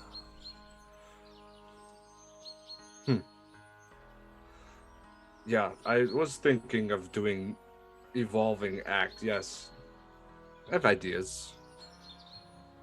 Well, my smoke and my works have been a little bit difficult to present out to an audience at a distance. It's fairly dark, a little hard to see in some of the low tent lighting situations, so I got a bit of a practice with bringing the show to the good folk. I could help you out if you wanted. Man, I don't know. Arabis. You got no reason to trust me, and I wholly understand. You've been working your craft for certainly much longer than I've been working mine. I've been fortunate enough to have a bit of a gift with this, but when you had that setup, that's well true practice and talent. Stand an offer, though, and I'll be here for hopefully the foreseeable future if you're interested. I appreciate it. I will think about it. But with that offer, Blue here can actually unlock the audience trait for you. And the audience trait is a +1 to your check if you're using society. So, hooray for literally all of you. I will There's have trade of society. a +1 for a society then. Yes. Not something I imagine the majority of you are interested in. But No. as you're standing around talking to him with his tricks here, he also has some time. You don't have much in common at the moment other than you're both circus folk and you got your acts and your performances you've been working together. He explains a bit of how the smoke works and what little magic he has to guide it. He doesn't really understand how to cast much for proper spells other than that he uses to bring darkness, and that extinguishing light around him is largely just something in his blood, something he was born with, part of his tiefling heritage, not something he really understands. But he'll also give you the air trait. And with the air trait, if your trick, perhaps with your obscuring mist there, Arbus, in any way works with fog or smoke or wind or mist, that trait gives you a +1 if you use survival. So potentially when you get the ability to put a second trait on your trick, having yours be animal and air would give you a boost to both of your rolls, Arbus, or anybody else who is interested in possibly using a survival roll as part of theirs. Out in town, Zerg and Barkbeard would make their way down to the docks where a pretty large contingent of the Absalonian Navy is stationed. And Absalom's not currently at war with anyone, it's peacetime, so this harbor is a truly impressive sight. A large section of it where the most impressive and imposing boats are stationed, all looking similar but with their own figureheads, their own touches, their own slight modifications throughout, with the exception of the sails, all bearing identical crests of the Absalonian city. That section of the dock would be locked exclusively to the Navy and the military itself, so you couldn't actually go up onto the piers with the giant battleships, but you could get pretty close and see them, and there's a whole lot of other sights and excitements to get from the pier as well. There's plenty more docks outside the naval bastions. So, are you two planning on heading back later in the afternoon, after a few hours? Or? Yeah. Okay. Yeah, I mean, after a few hours, we'd get some, some turkey legs and maybe some good snacks, and maybe meet some beautiful ladies that are strolling about in the, summer afternoon. There are plenty of beautiful ladies to be found around Escadar, and you don't even have to be charming to catch them. Just have a couple gold pieces. Escadar is, well, very largely a city of vices, and probably about half of the operating buildings here would be assortments of brothels or gambling dens or literal drug lairs. So, any kind of mischief you are interested in, Escadar can find you. Along with that, though, being an Absalonian naval station and being positioned in the Starstone Isles where it is, if it's food you're looking for, you can do significantly better than a turkey leg, as there would be stations set up here with various Rahadumi, Osirian, all kinds of different stands of different cultural foods from around the inner sea, all up and down the coasts. But you would swing back around eventually.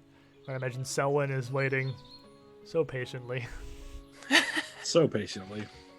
But somewhere around 1 in the afternoon, the three of you reuniting in there. Once again, the door would open with the same senior constable who would come through. He'd see the group of you. Hey! I heard you put on a pretty good show last night. Yep, so we did. Come on back. The lieutenant constable's ready for you. And he holds the door open, lets the group of you through. Everyone comes in. He follows along.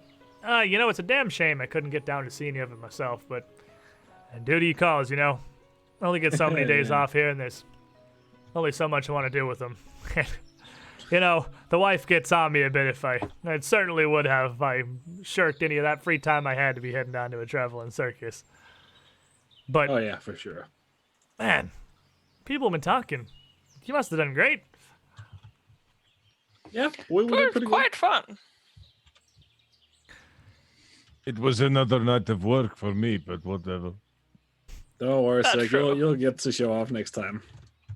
As he leads around the back into where the secondary waiting room was, he just walks straight on through there and raps twice on the lieutenant constable's door, and then opens it and gestures you all to head inside, where once again, Lieutenant Madrad is waiting behind her table, her curved desk in this calm and quiet little office with a group of you to enter.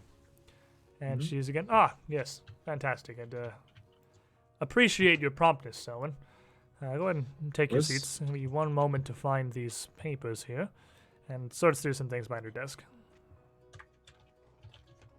And so, Zeg, because you haven't actually been here before, it is really a fairly small, quiet, oaken office. A desk planted in the middle, a half circle around her, with plenty of seating on the far side. The senior constable, Constable Holden, again, just takes his place, hands folded behind her, smile on his face, just kind of watching. As she finishes sorting through everything, she pulls up a copy of the agreement that she'd written up with you previously. By all accounts, I hope congratulations are in order. Well done on your opening show. Thank you. All right, now, do you have your, well, truth be told, from my experiences dealing with the Celestial Menagerie, I understand that bookkeeping is a loose science to circus folk frequently, but I would hope you have some kind of accounting sheets or... Yes, I would have brought those. Whatever, if the professor actually made it. If he hadn't, I would have made some of myself. Yeah, you and the professor could certainly have gotten some together before you head down here. As she looks over everything, that's impressive. I'll admit, you did substantially better than I had expected. And, truth be told, we didn't give you the easiest plot of land to work with. We gave you what was available. You've cleared it out, put everything together, and put on a show with a fair bit of punctuality. Well done. So, if you made around 41 gold, it looks to me then as... And she pulls an abacus What's the out. agreement? I'm sorry? How much? What's the tax? The tax is 5%. 5%. Yeah, she reaches out under her desk and pulls out an abacus and starts sliding some things around and comes out with, all right, that's going to be 2 gold and 5 coppers. Then will be the proper taxing. I'll hand those over. So you take those out of circus fund, obviously, as she would get that from you. And she collects it and counts them through and then seals them into a small envelope and stamps it with a plain wax seal to seal it and puts it with the original agreement that she'd written up for you in the first place. And then files that back down to the desk. All right, so again, spectacular work done. So as you have handily fulfilled our previous agreement, you're more than welcome to continue using the land. We only ask, of course, that if you are going to continue performing, that you put on at least a show monthly, and then the taxation schedule will progress the same as it has so far, 5% from each of your earnings. And if that's agreeable, you're largely welcome to stay as long as you please. Yes, that sounds agreeable to me. Now, was there anything else you needed or any other concerns? No. I do Well, very we much had apologize for the long wait. I understand that No, it's fine. I'm not I the understand easiest your to reach, mercy. but we've been unfortunately busier than usual. A lot of work to do, you know. Yes, of course. No, I believe that should be it. Okay, well. I say wearing my pink gambeson. If she notices, she doesn't visibly react at all. So she's either fairly decent at hiding it, or just doesn't say anything, or just doesn't question what the hell circus folk do. And writing this paper, all right then, it's been a true pleasure, so and I very much appreciate how easy this has been, and I wish you the best of luck in your future performances. And you in your enforcement duties. One thing, corruption within the constabulary. How common is that?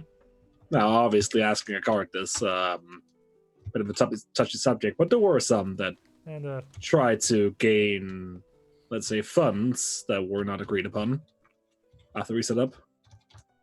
And she just kind of looks at you, and Constable Holden puts his hand up. Well, I feel that's a bit of a bold accusation to be making there.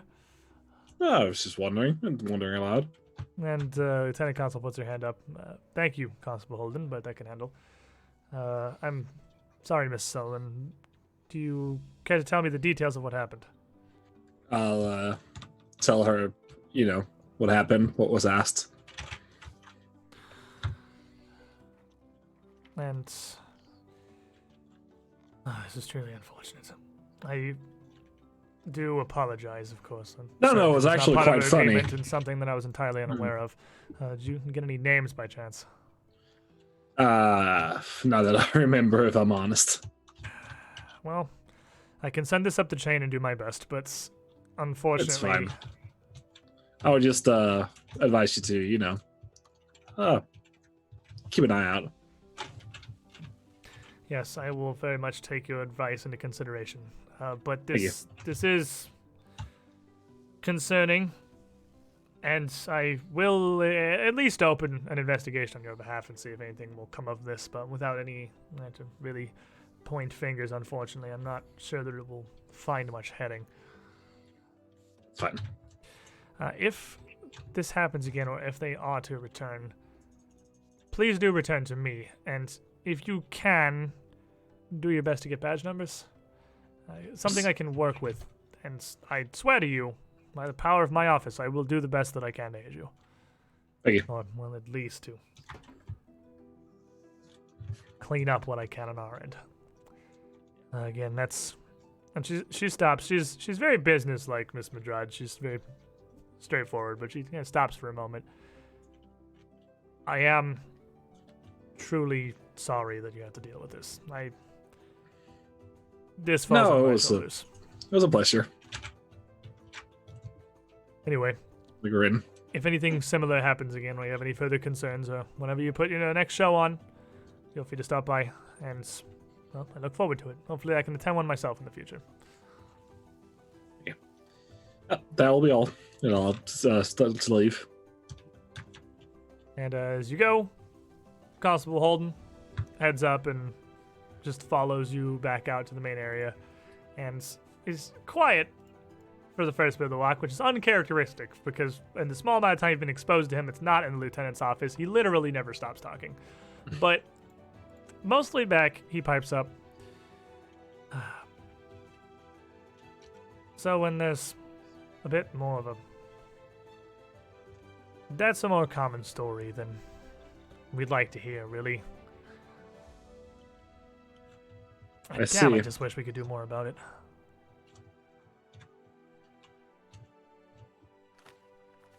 Yeah. True shame. I hope you don't let this reflect too badly on the runnings of Escadar, and if anyone, I do promise you that Lieutenant Madrid, she may not look it. She plays her cards pretty close to the chest, but she takes things like that very personally. It's just, well, just kind of the universal gesture of, what can you do? It's Escadar. Yep. It's all good. Well, best of luck to you then. And opens the door back up to the entry area and lets you all out of the building. So, making your way out of Conclave Square. It's still fairly early in the afternoon. So what else what's the plan for the rest of the day, friendos? Gonna head back to the circus grounds? Yeah, probably. Yeah. So you make your way back without any trouble, and come to arrive probably at the tail end of Blue's explanation of the various arts of circusry that he has learned throughout his career as a performer. And as the group reconvenes on your grounds, the big top, having largely been pulled down, is now in the great and strenuous process of being folded back up and packed back into the entire wagon that is dedicated to the massive tarp that you now own as a circus. Arbus, you would not believe what I found in town today. On the contrary, she would believe exactly what you found. What did you find? Okay, so there's this woman, and her skin was like the wrinkled bark of a mature oak. Her legs were as thick as a limb from it. It was so alluring. I've never... Man, the women in town, I say, it's Ugh. surprising, Arvis. Surprising, I would say. Hemlock, what the... I'm just looking at Selwyn. Oh, look at me. I don't understand how trees copulate. I did not put any pollen out, as that would be rude, but I thought about it. Ara walks over to Zerg and grabs his hand and starts pulling him in a direction. Zerg doesn't notice immediately. I just punch him in the thigh.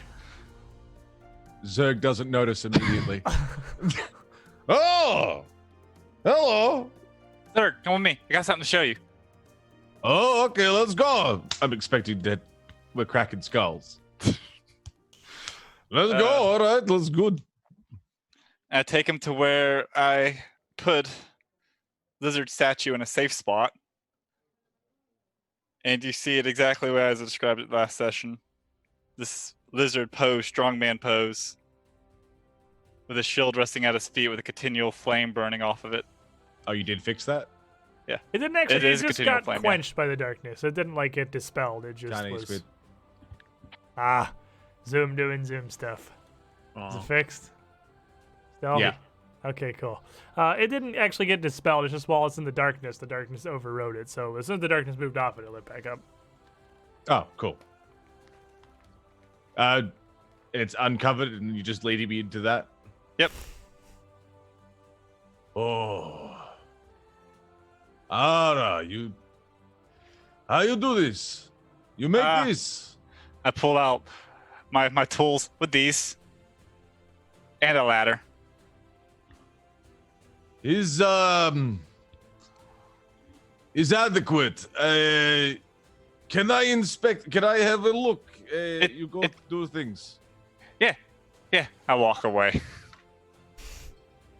Just don't break them, please. No. No, it's fine now. Be very careful. And as Ara leaves, Zerg just falls in front of this thing and breaks out in tears. Inconsolable. Where Alone is this? with the Is statue. this- He's gonna need a minute. Oh no. Is this where? I don't know where the statue is at the moment. Ara, is this somewhere that would be? It's this out. visible? It's visible. So he walks a bit away, but I mean, Zerg is pretty still in clear view of the grounds, largely. You would, but no one is gonna come interfere with Zerg's mourning. 0 people are going to approach that. They leave you to your moment. Selwyn, Yes. I think I made Zerg cry. I think you made him cry for a good reason. What did you do to Mr. Batsky? I gave him a present. Just off in the distance.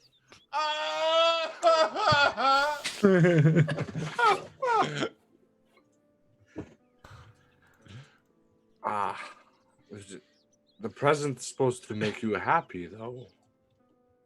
That's what I thought. I think it did. I think it gave him something he needed. Oh, my seat's uncomfortable. It did? It did? That's think just so. new to me. We don't, not a lot of that in my tribe. I did. It was really, yeah, forget about it. Socially awkward. And as you're there after a minute or so, Zerg, you would feel a hand on your shoulder after the worst of the ugly crying phase perhaps is past. And Ilva, It's just quiet sitting at this point now.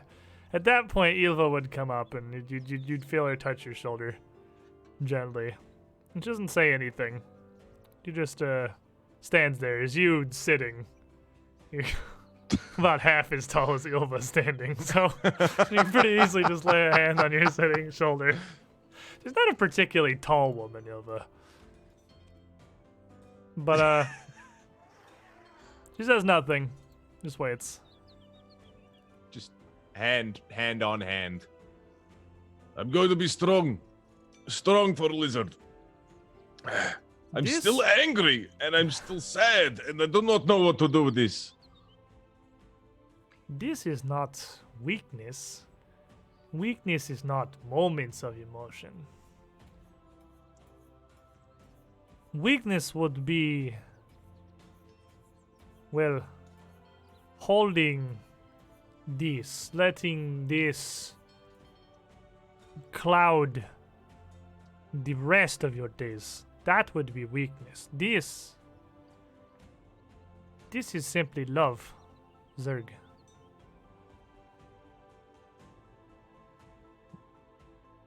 And a strong gonna one take at a that. minute. I'm supposed to be strongest man alive. Is this strong? You have this inside you, but you carry it well. You keep it. That is strongest I know.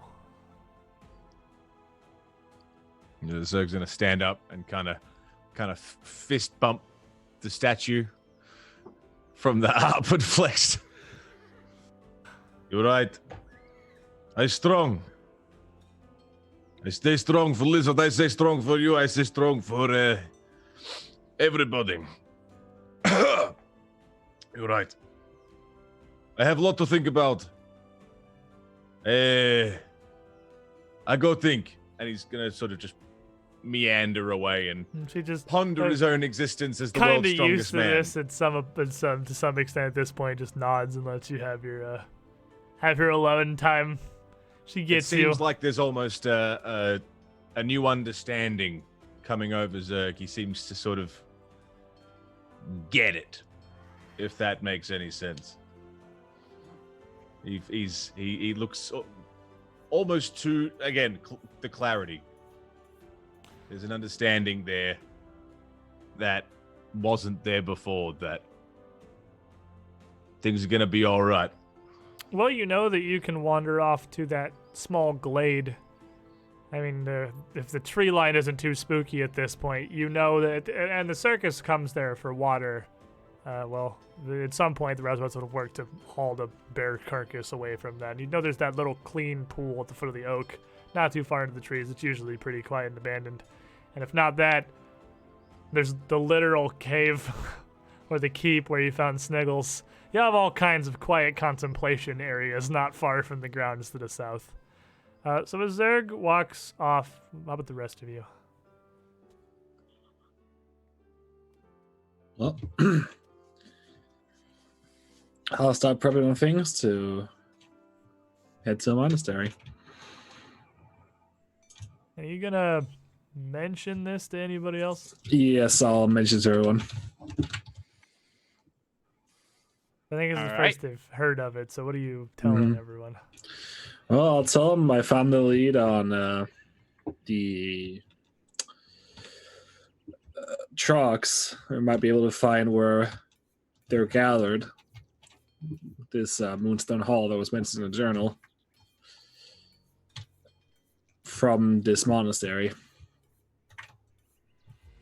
That's quite convenient. Do you know where this place is? The monastery? Well, any of this.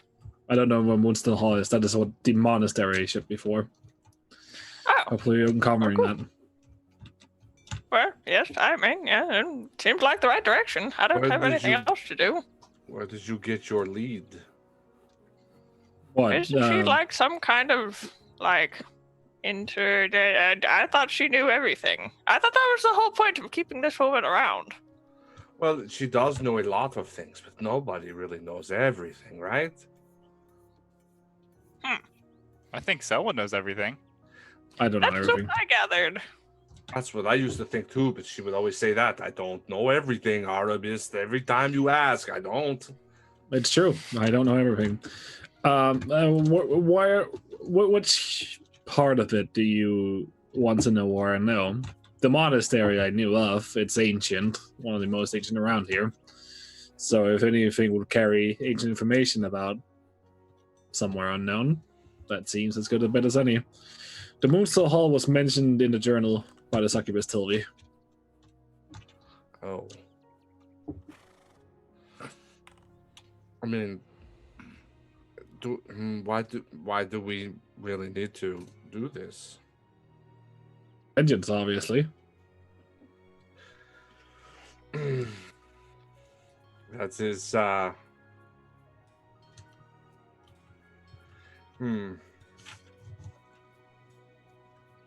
If you feel that this is what you need to do, I don't feel it's a need, but I do feel it's a want.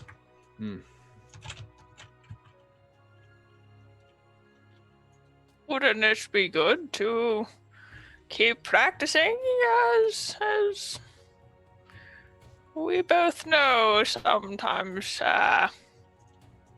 some areas need more practice than others, and I don't feel like this would be a bad direction to head in.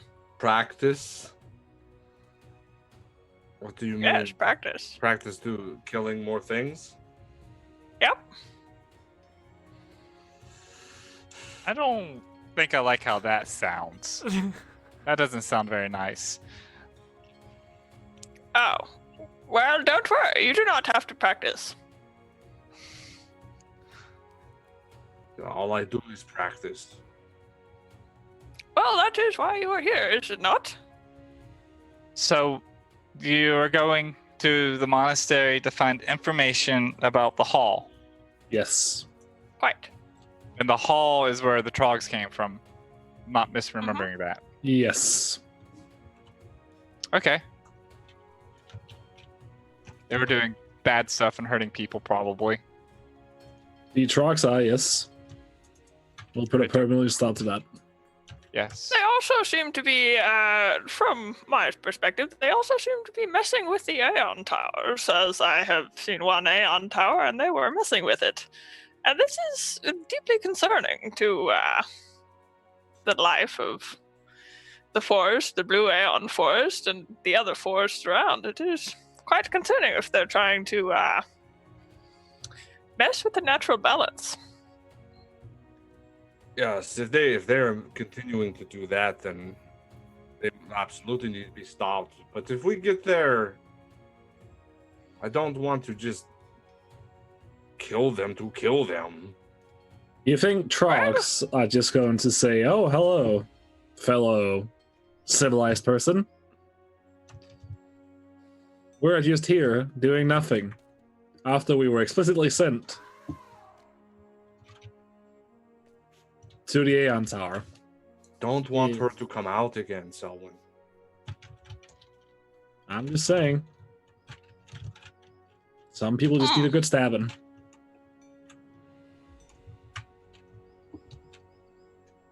So, with that largely settled as well as it's going to be, it seems, the group of you head back into town once more to go find this monastery of Saint Sarnax. Now, fortunately, it's not terribly difficult to find. It is a very, very old building. Probably one of the oldest in all of Escadar. But it's far from hidden. And this enormous, imposing marble building looks clearly and visibly ancient, even from a distance as you approach it.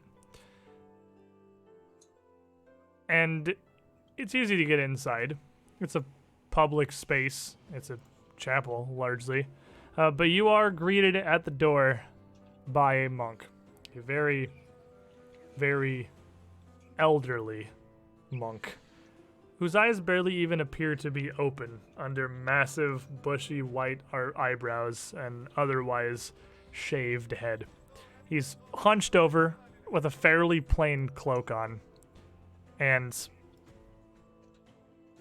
as you come towards the front door to come into this place, he briefly hails you with a raised hand and a small, wry, wrinkled smile.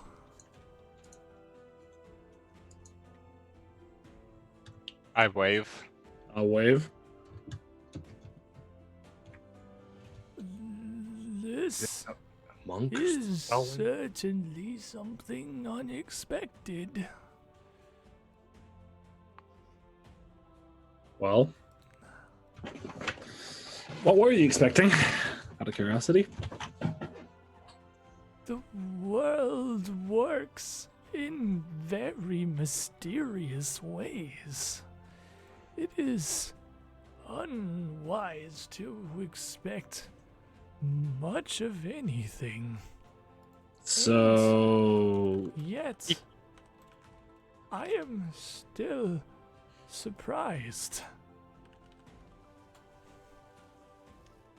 He Then talks use- like Barkbeard.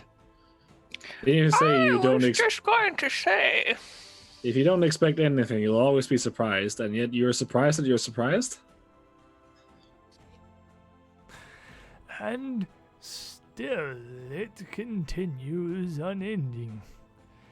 Welcome to the monastery of Saint Sarnax, one of the oldest chapels in all of Eskedar.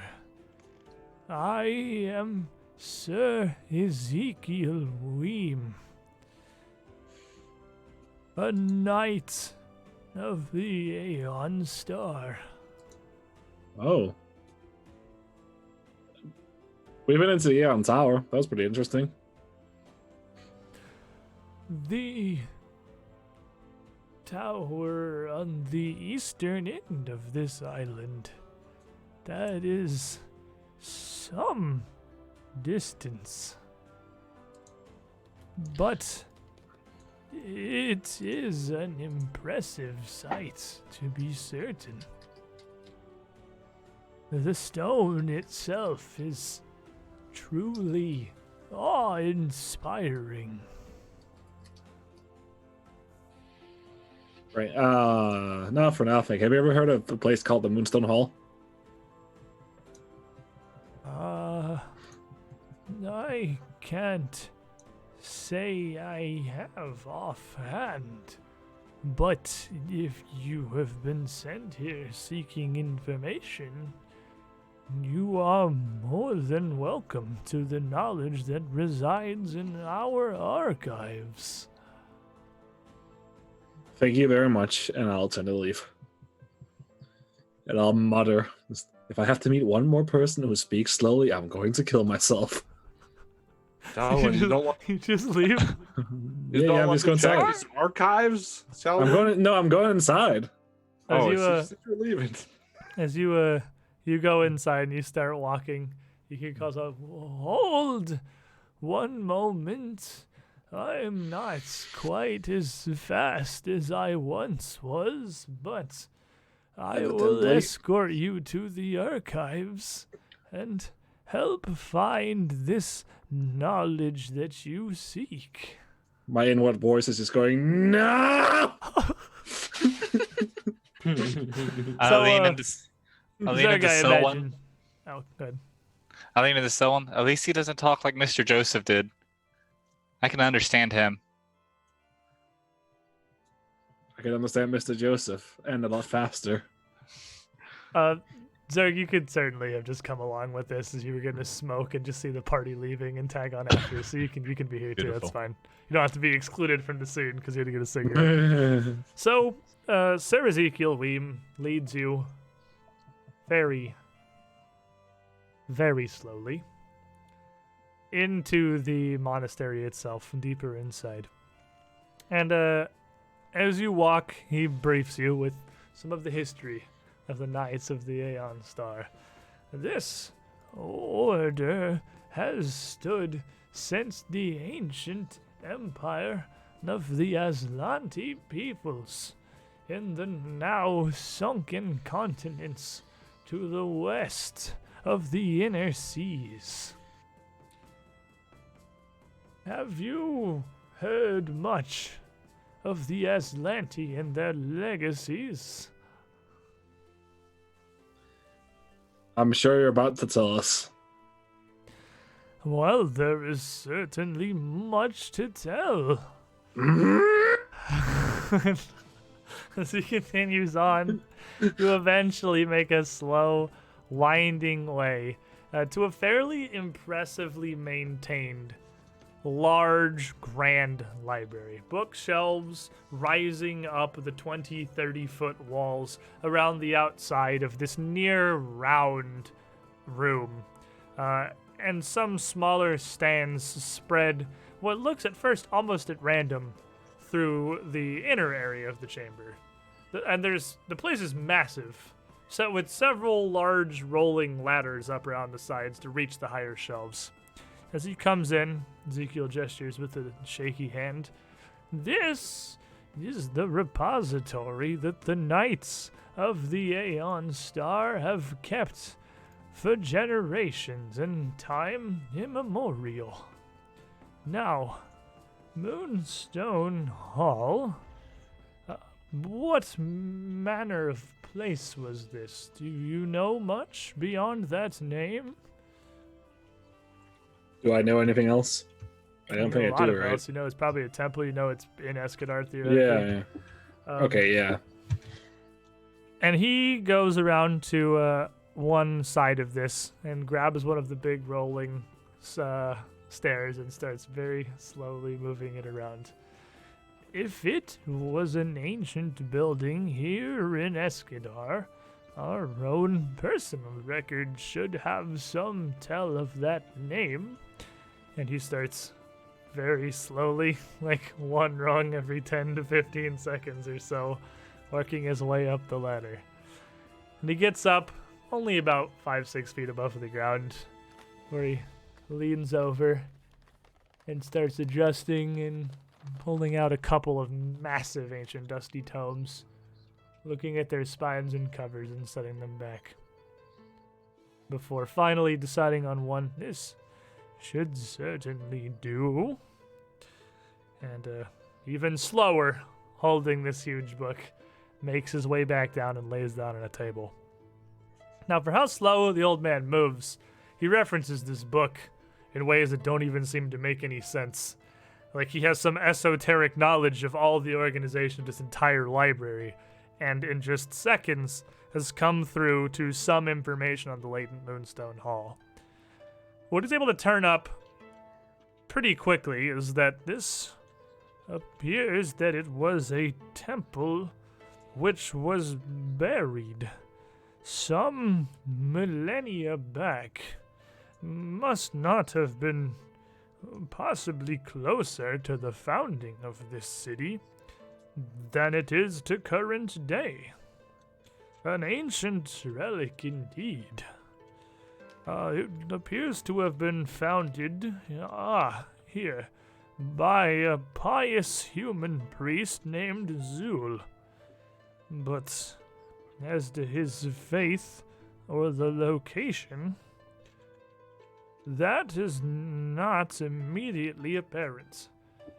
But certainly with some proper referencing, we can put this together. If we have the place recorded somewhere, we should have more information on it.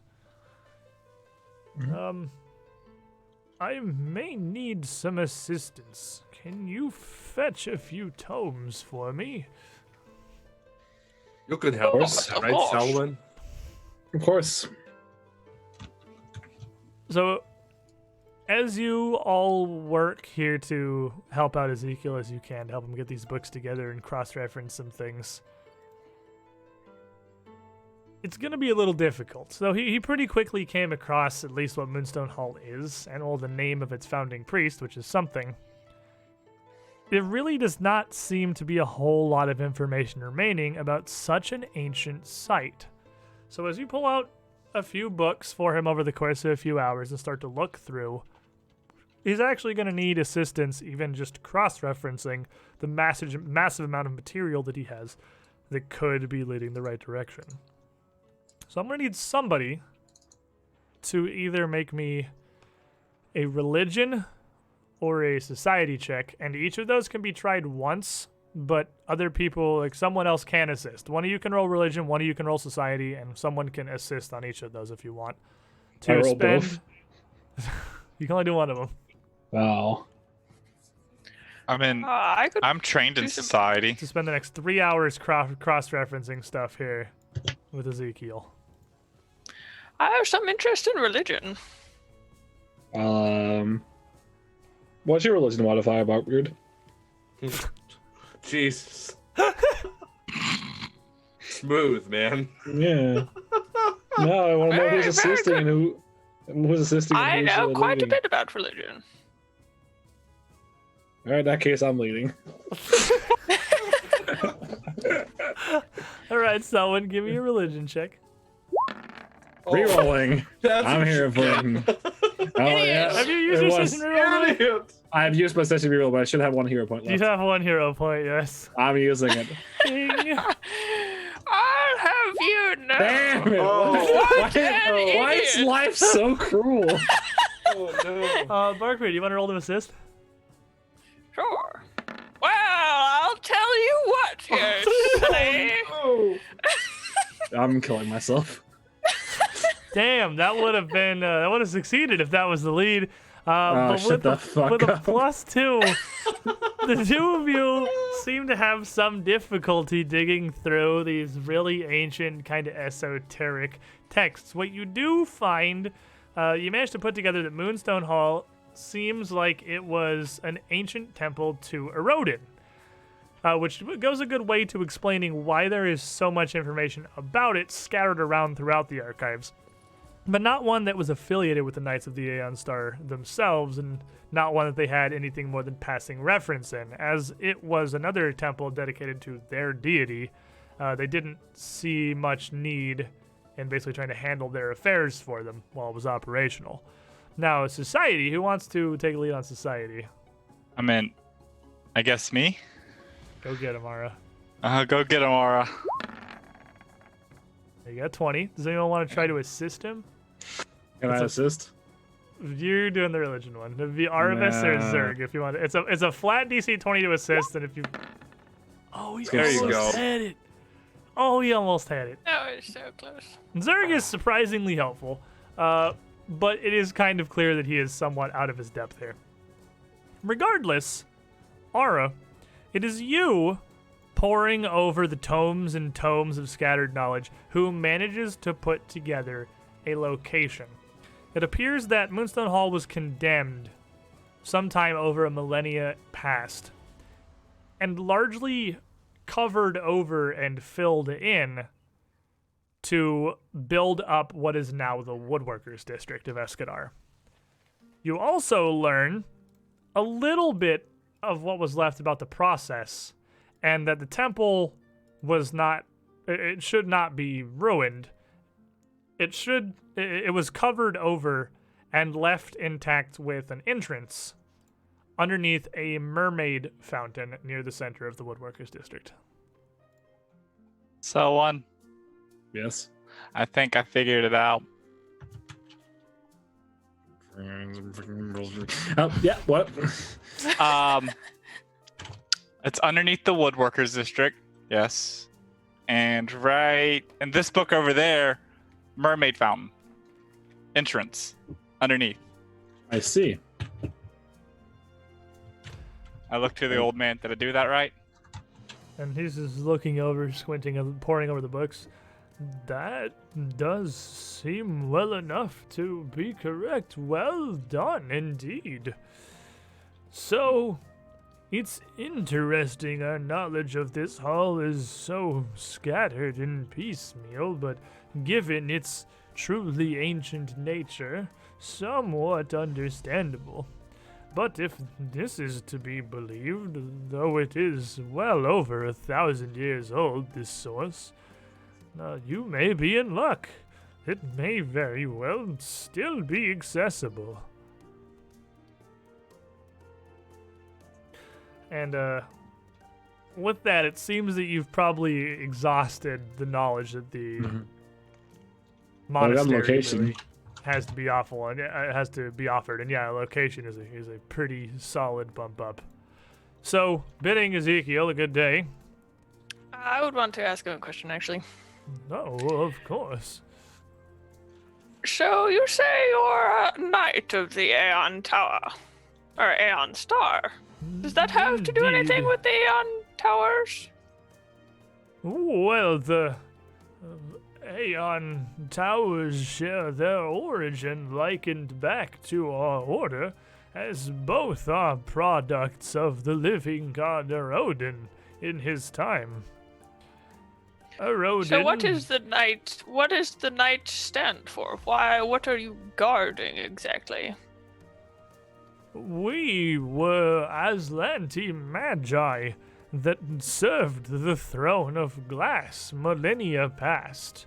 But now, of course, with Aslant itself sunken beneath the waves, and Erodin having perished from this world, we await the return of the last Aslanti.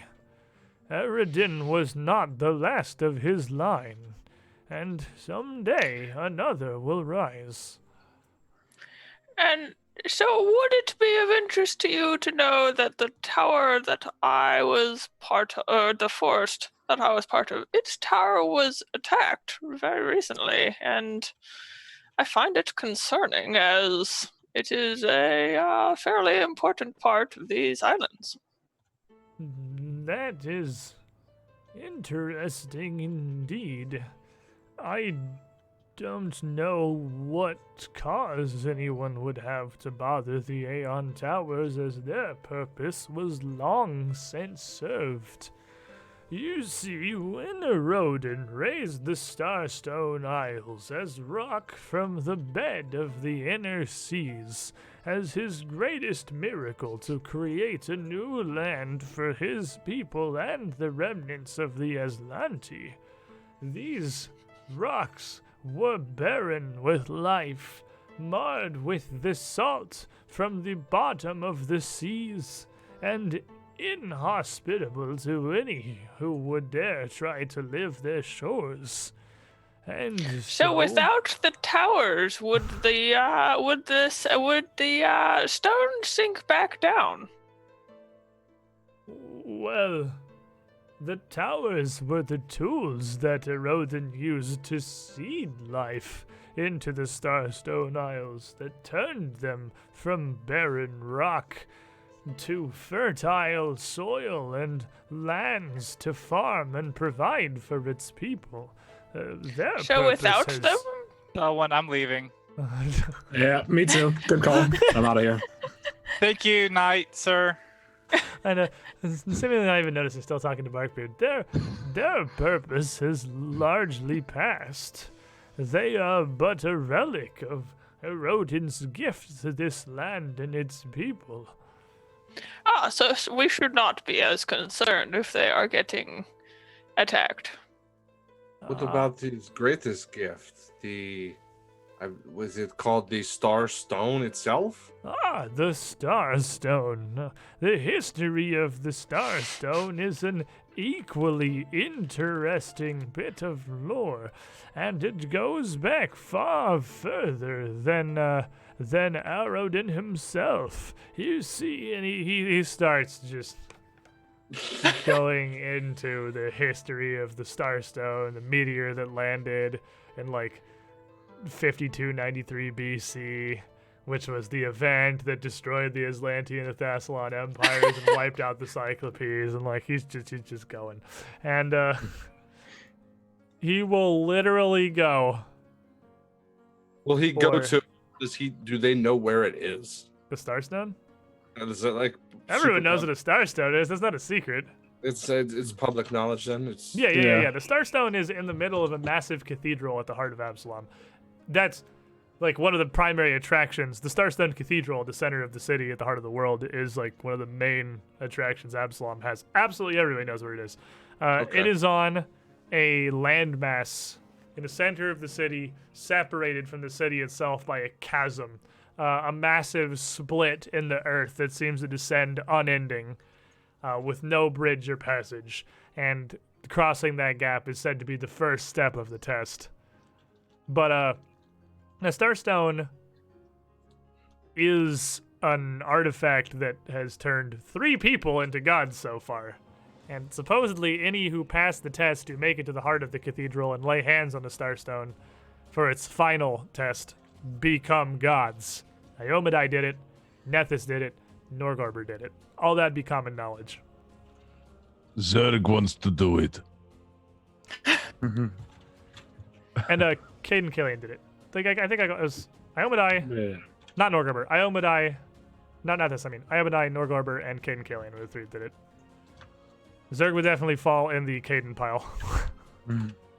Caden just got really drunk and his buddy bet him, you won't go touch the Starstone, and blackout drunk when he came to his senses, he was a god, and he's like, I would, moron. and it's like, I gotta go now. I'm a god now. Oh, Caden Kalian. But literally, unless you interrupted Ezekiel with the further question, he would actually just keep going on that Yeah, no. endlessly. I leave. I Yeah, you guys are gone. It's just Barkbeard Yeah, and no, Artemis. I can hear them echoing. And sorry. I I'm would just speeding listen. up. So as he spends an hour or so recounting that history of the Starstone, Selwyn and Ara, as you head back out into town, what's your plan? Is it to go to the woodworking district and see the Moonstone Hall for yourself? Or just a relative assumption? Yeah. Someone go Have a look for look. it. Yeah. Let's see if we can locate it at least. Sounds good to me. A lot better than sitting there listening to him talk forever. Oh, and for ever. sure. Barkbeard's bad enough. It's getting relatively late. The sun's starting to head down. You got an hour or so before sunset, but Escadar's not that big of a city. And you make your way through the streets out to the eastern districts. And the eastern neighborhoods of Escadar are... You guys remember the Narrows from War for the Crown? The woodworking district is not a fantastic place. It is overcrowded tenements, drug houses, and it's barely patrolled because the constables literally cannot spare guards to even try to stand up to the gangs that run this whole side of the city. And maybe we'll meet Sniggles' friends. It's not a great place. But in a courtyard off to a side of a fairly deserted street, where here, oddly, would be the quietest areas of Escadar, where there's the least hawkers, street merchants, and vendors, urchins. Most of the people here in the woodworkers district are in their buildings, their own homes, their own porches, very much minding their own business. But there would be a pretty visible statue of a mermaid, a dry and crumbling fountain depicting the mermaid herself placed there. And guess what have art? It looked like this. It might be the mermaid. So as I'm a you genius. approach this statue, which has a fairly large sinkhole next to it, it's visible as you approach. There's a metal fence that has been set up around the sinkhole in the fountain itself. 4 constables dressed in uniforms, hands on their glaives, stood at a fairly relaxed attention, stand kind of near the fountain, just watching. And as you're about the only ones here at this moment making your way down towards the fountain, the 2 nearest you look your direction as you approach. I wave. I'll wave. And they just nod briefly.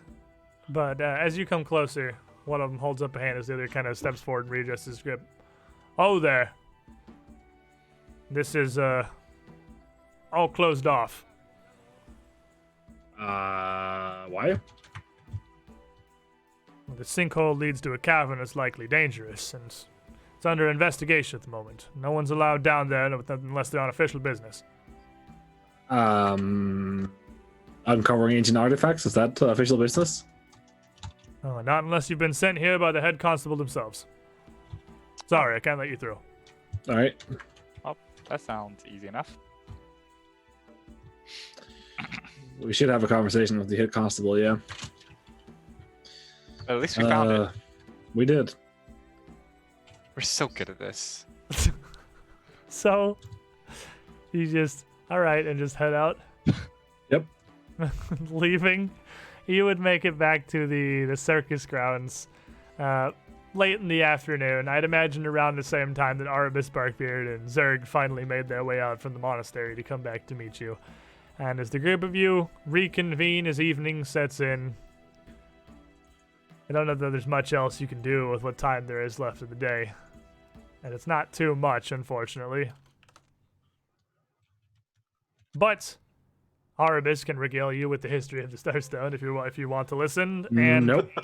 Selwyn and Ara could easily share with the rest of the party that you had found what may be the entrance to Moonstone Hall and that it is shut down to any unofficial business. Yep. by the constabulary, which means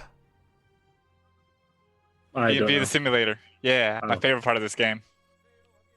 DMV simulator. So, I'm going to after bed. after your night's rest, Selwyn's will slowly crumpling. You guys awaken the next morning for another exciting day of DMV action. And as you head down, once again, request Lieutenant Constable's presence. Gonna take her about 3 hours to clear some time for you in her schedule. She'll be able to meet with you around noon. And at this point, becoming just dull to the pain that is unending suffering at the hands of bureaucracy. Oh, I am not becoming dull to it at all. It is very acute. Can I just go outside and put on a street show? Yeah, you can absolutely go outside and just entertain some passersby. Why don't you make me a perform check? Just for science. Ooh, just for science. I scienced a 17. With a 17. Let me find thing real quick because this never actually gets to happen. It's so rare. Oh Yeah. no. Man, I'm archives and this. Come on. Why do you You can take do it. 10 years to load anything? You can do it. I freaking believe in you. There we go. That's what it's called. You are 5th level. And with the 17, in your couple hours out here in the street, you would get a couple tips, a couple coins tossed your way, and you'd come back 4 copper pieces richer, Ara. I get 4 copper pieces to sell one. I blink. You made 1 copper an hour out there. That's false. 1.33 a copper an hour. 3 hours, that's right.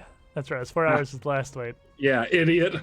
So he comes back in, excited, hands you a couple of coins, and then once again, Senior Constable Holden comes out to greet you, and kind of with a smirk on his face. I brought the whole gang this time. Starting to make a habit out of this. You know you can make appointments further in advance. I didn't realize I'd be back here so soon.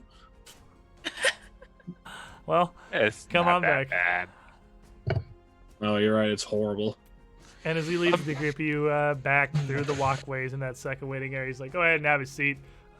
We'll come get you when she's ready. It won't be too long, I hope. Yeah, fucking And, better be.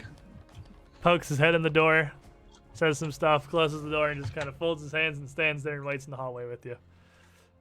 So, you got more circus business? You moving on already? No. It's not circus business. We just need to go down a sinkhole. Not a sinkhole. Underneath the mermaid statue. I think I've heard about this actually. You doing one of those kind of underground sort of speakeasy things, one of those secret performances, try and get that exclusive edge? What? That's a good idea. Those people, you know, they hold their little parties and their dances and, you know, condemned warehouses and old run-down bits of the sewer system or somewhere off the warehouse in the docks hasn't been used or hasn't been used that night, you know. I'm trying to attract a younger audience. They got a name for him, but I can't think of what it is. I have no idea. Well, sounds like my guess is well off the mark then. What could you possibly mean with a sinkhole?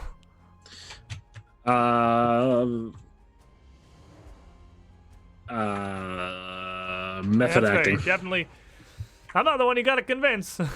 Lieutenant Mandrad's the one who's gonna hear the story. Only her and the senior sergeant are the only ones authorized to give people access down there. Heck, I Right. even gotta get my papers in order if I'm gonna go down there just to oversee the place.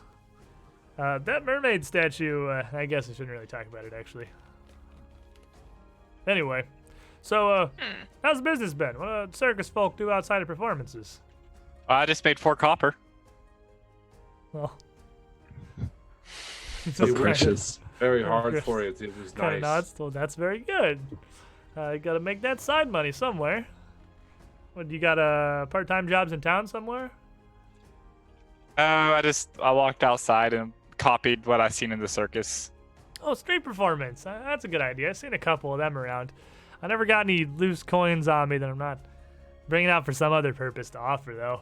But, hey, that's good that's working out. Escadar is a great place for that kind of stuff. You're right at home here. I don't like this city. No one does. Oh, well, that's not entirely fair. I didn't say it to you. Well, it's got its dark parts, but, I mean, so does every city. I mean, heck, Absalom's about half run by gangs and mafias at this point. I'd like to think we at least do a good job of keeping our stuff a bit better in order than that. I Besides, find it's- this place very pleasant, actually. So far, the sights around town are really very magnificent, I would say. She meets the women. Like he Are you meets talking the about women, that lady you saw the other day? All Well, of the it, sights or the actually, I women, would whatever say. you fancy. Escadar's definitely got you filled there. That's no question. I just to use a bit of caution there. A lot of those brothels they run, especially down near the docks, are a bit underground, not entirely licensed, but there isn't so much we can do about it without a How whole are they bunch of red under- tape. They underground. Well, part of me was underground as for most of my life also, so I wouldn't worry about it. That's because of your root system, right? Exactly. So the brothels have a root system that goes under the ground. I think it's taking a little bit too literal than it is. It's underground, like they don't got the paperwork in order. They're not really working on the up and up, you know. Oh. Not exactly So throwing it I'd- straight. Quite. Well, I am quite enjoying the city here. It's really not a bad place. Well, it's good to hear. It's good to hear. We do our best. And those warships are actually really magnificent. They're pretty impressive. I, unfortunately, constabulary, I don't have any kind of military connection or anything here. But when I was a young lad, and growing up in here, I always, they almost got me to the Absalonian Navy just with how impressive the looking those boats are. And, could have been a different life, could have been a different life. Yes, I'm aware of this. You see, when I was a young boy, my father, he took me to the city and we saw a street performer. It was fucking depressing. Things is different now. Well, the group of you are more or less street performers yourselves, aren't you? Things change. Well, I guess it may have laid some kind of a seed deep down inside you. It's always funny how that kind of stuff turns out, I mean, nobody growing up is really cheering on the schoolyard about wanting to grow up and become a butcher or a leather worker. Really, it just it kind of happens. Or Or the guard for that matter. Stormborn. Or you could be the Stormborn, I guess. I didn't really grow up. Yes. I just exist. Fucking depressing.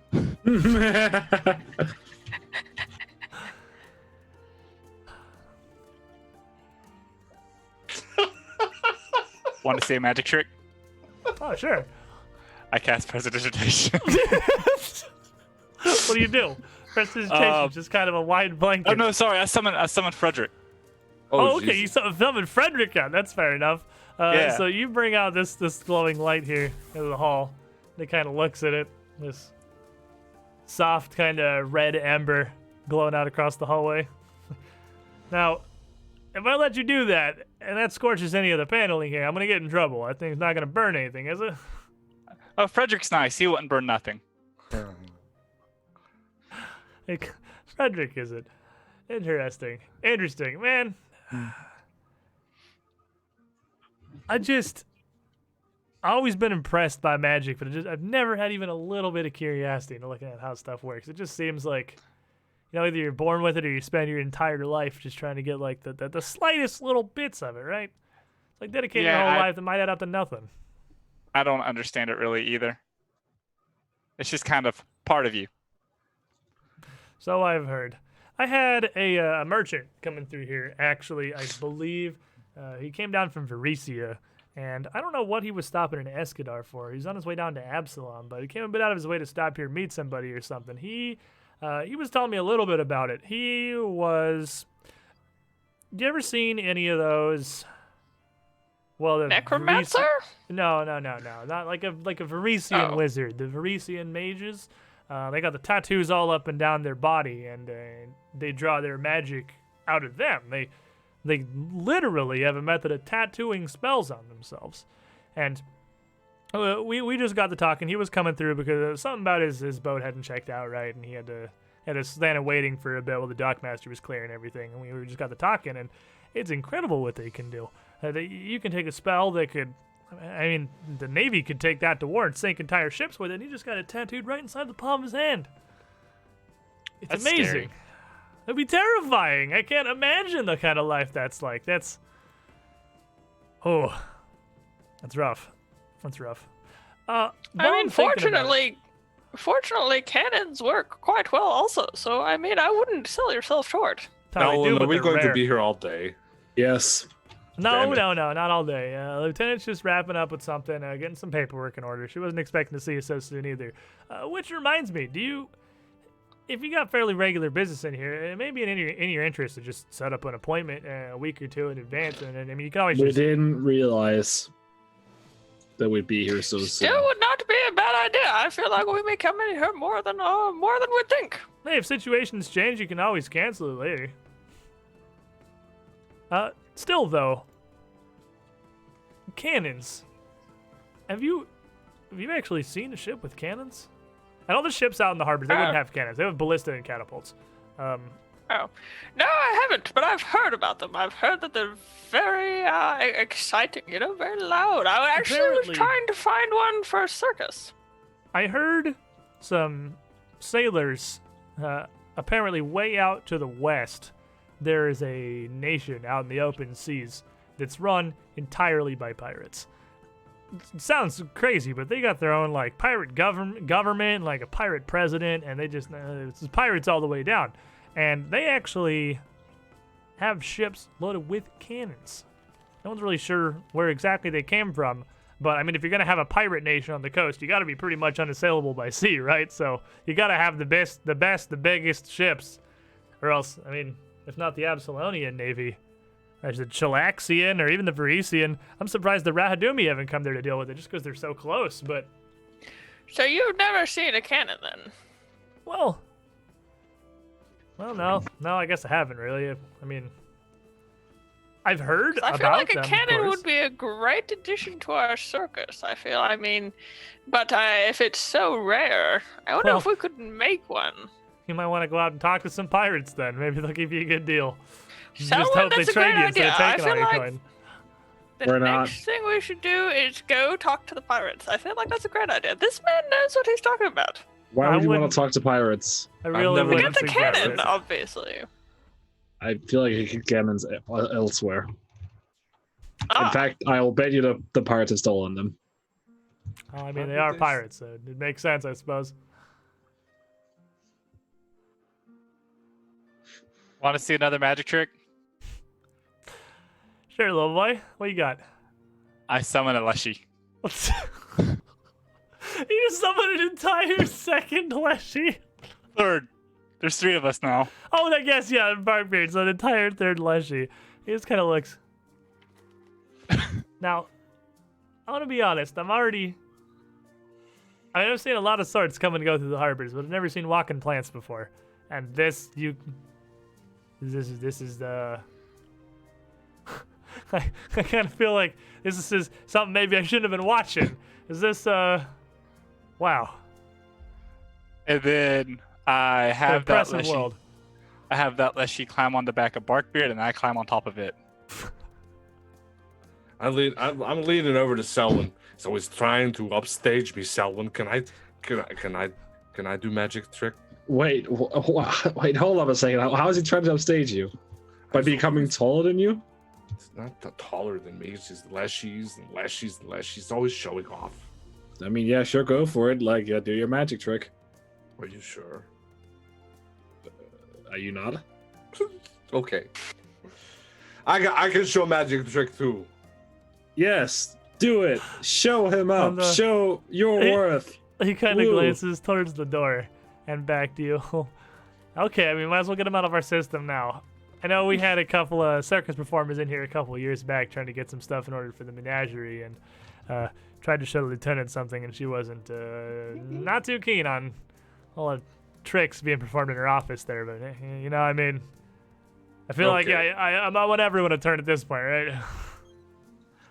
That's fair. That's fair. So I'm currently a scooch up on the chair, feet on the chair, hands on the chair, just barefoot, obviously, as I am always, and just sort of like scrunch up together real quick, and I make eye contact with the guy, and I start growling. At him. And then I turn into a black wolf with blue highlights. And then you completely transform into a wolf. Yeah. And he will physically step back at that and look down. I mean, obviously assuming it's something that you did there. Magic is crazy. Oh. You're How long telling did me. a lot of you in town for? You gonna put on another show? Probably, yeah. Do you is this? Hold on. There was a group of bards actually that had come through here that were doing a sort of tour thing, and they had like a schedule. Maybe if I know further in advance, I could come take a look. I mean, I heard that your show was fantastic the other night, and I honestly would love to come by and see some. Well, what about like 2 weeks from now? Are we doing anything?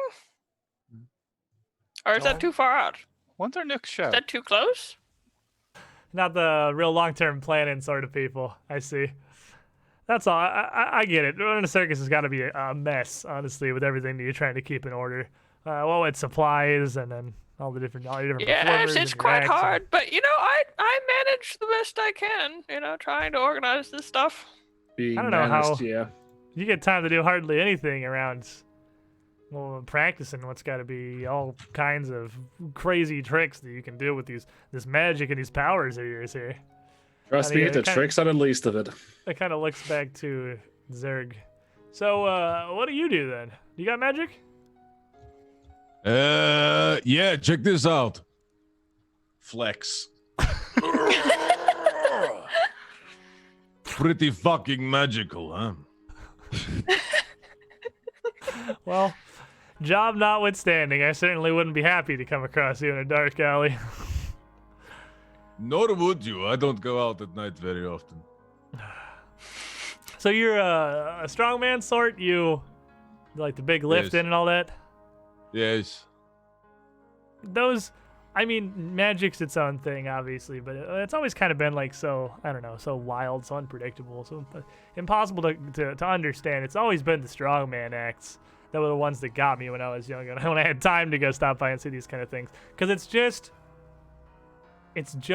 discipline. It's just physical training, regimen, and it's just personal power, really. And honestly, that's what always got me. I like Is- you. You get it. Nobody else here gets it. They think Zerg, he born strong, as if I haven't put years of work into perfecting this. You get Zerg, this. Are you blushing, Zerg? Man, it's Shut been a up. It's hot while. in here. It's hot. It So are you is- born strong? He's born It's with very warm. Shut up. Stop looking at me. Talk to him. Don't you look at me in that tone of voice. Hey, I'm not trying to run nothing bad by you or nothing here. It's impressive. I've always had a whole lot of respect for a man that is really honed to personal craft. It's the Thank you. whole body is a temple thing, right? Because I mean, it's not even just the constant working and the practicing. You gotta have the right diet. You gotta make sure that you're keeping up. You can't take breaks from that. You get it. Nobody else gets this.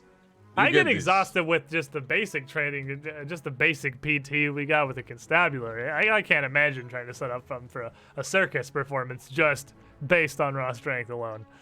Now put on top of my excessive training regimen and watching what I eat, I've got to put up tents, got to carry things around. It's very difficult. You'll get this. Zerg, I thought you ate whatever you put your hands on. Did I ask you? No, I did not ask. He also uses a lot of oil.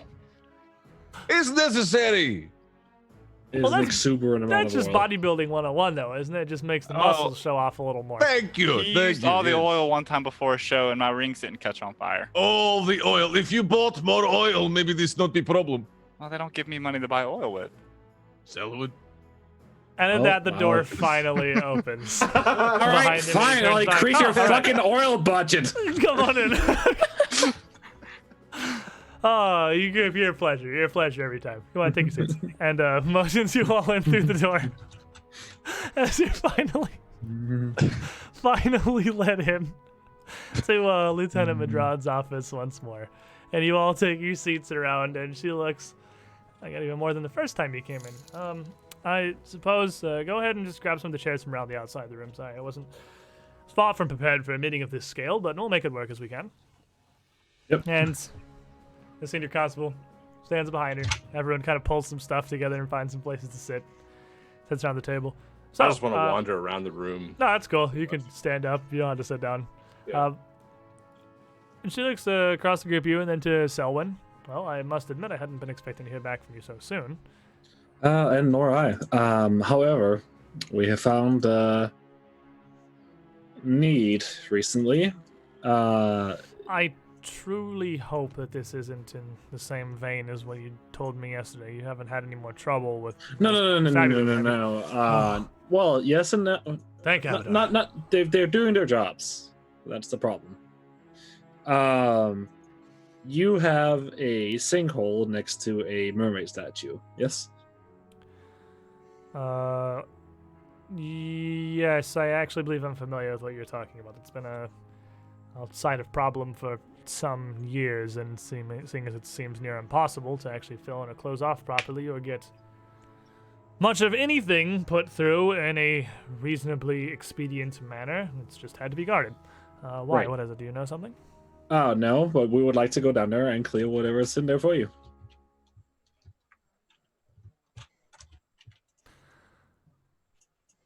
I must admit that that's unexpected.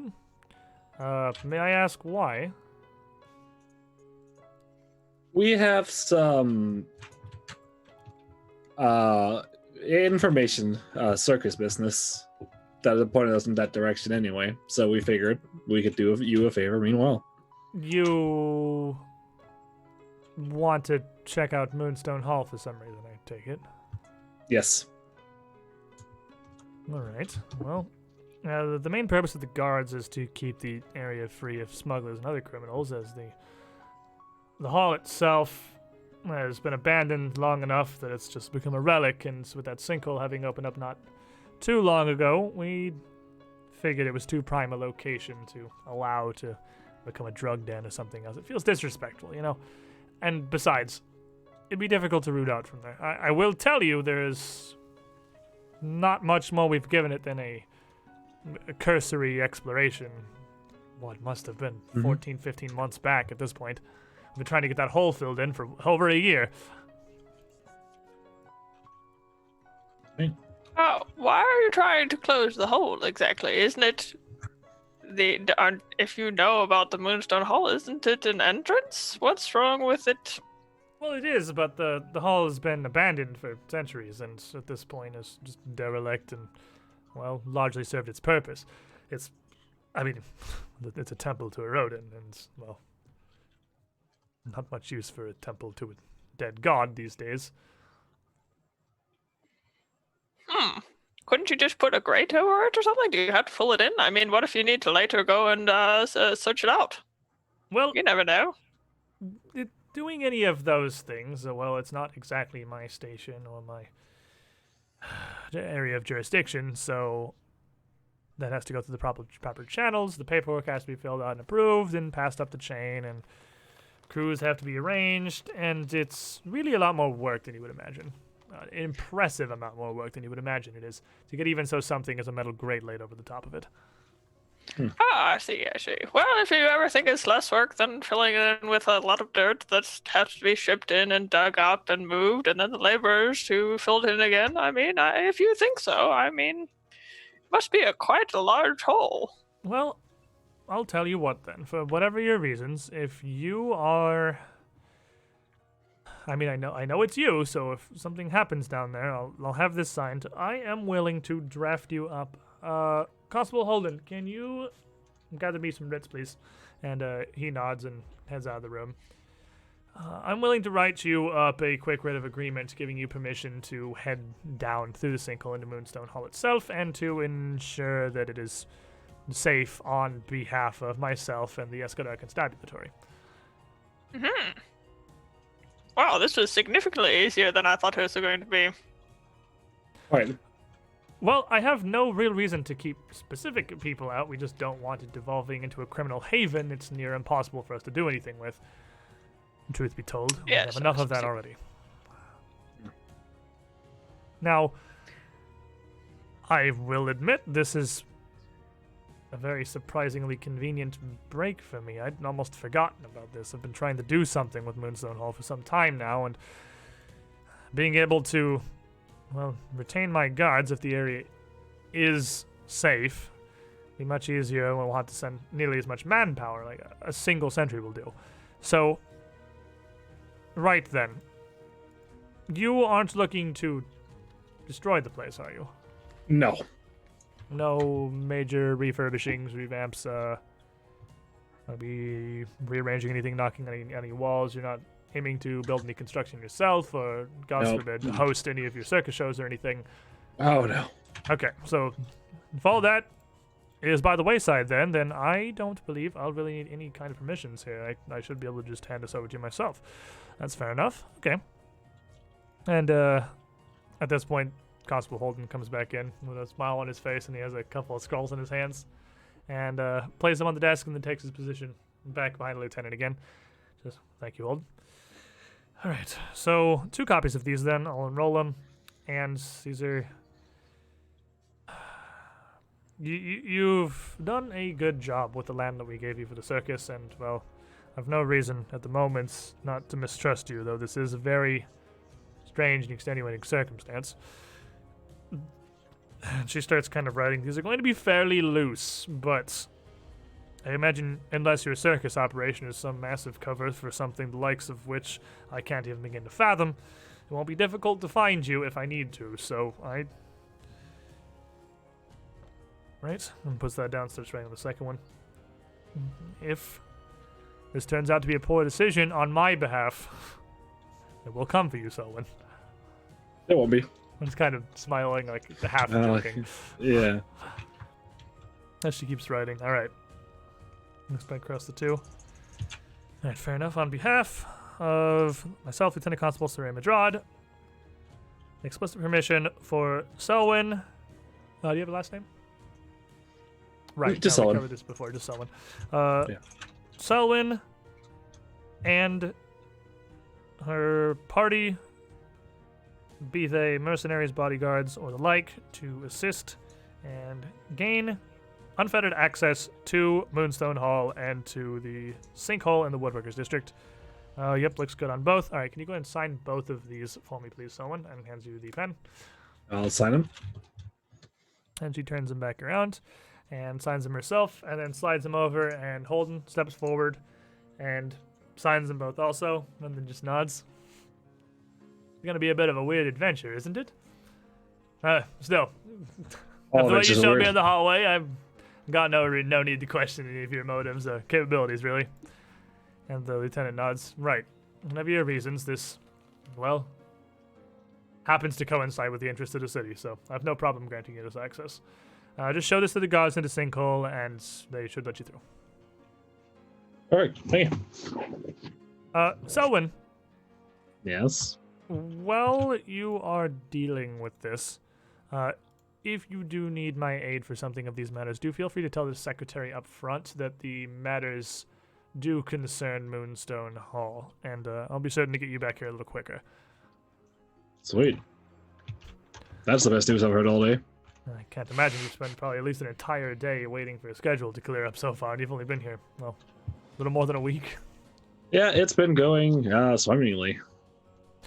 Well, hopefully that continues, and best of luck. It, as far as we can tell, should be empty for now. We believe that we had this sinkhole guarded pretty cleanly, unless they have some sort of backdoor to it, but I, again, need to restate that we haven't really properly searched the place recently, and if there is another way in, it's very possible that there's some, well, possibly violent criminals or worse down there. So, be careful. Yeah, of course.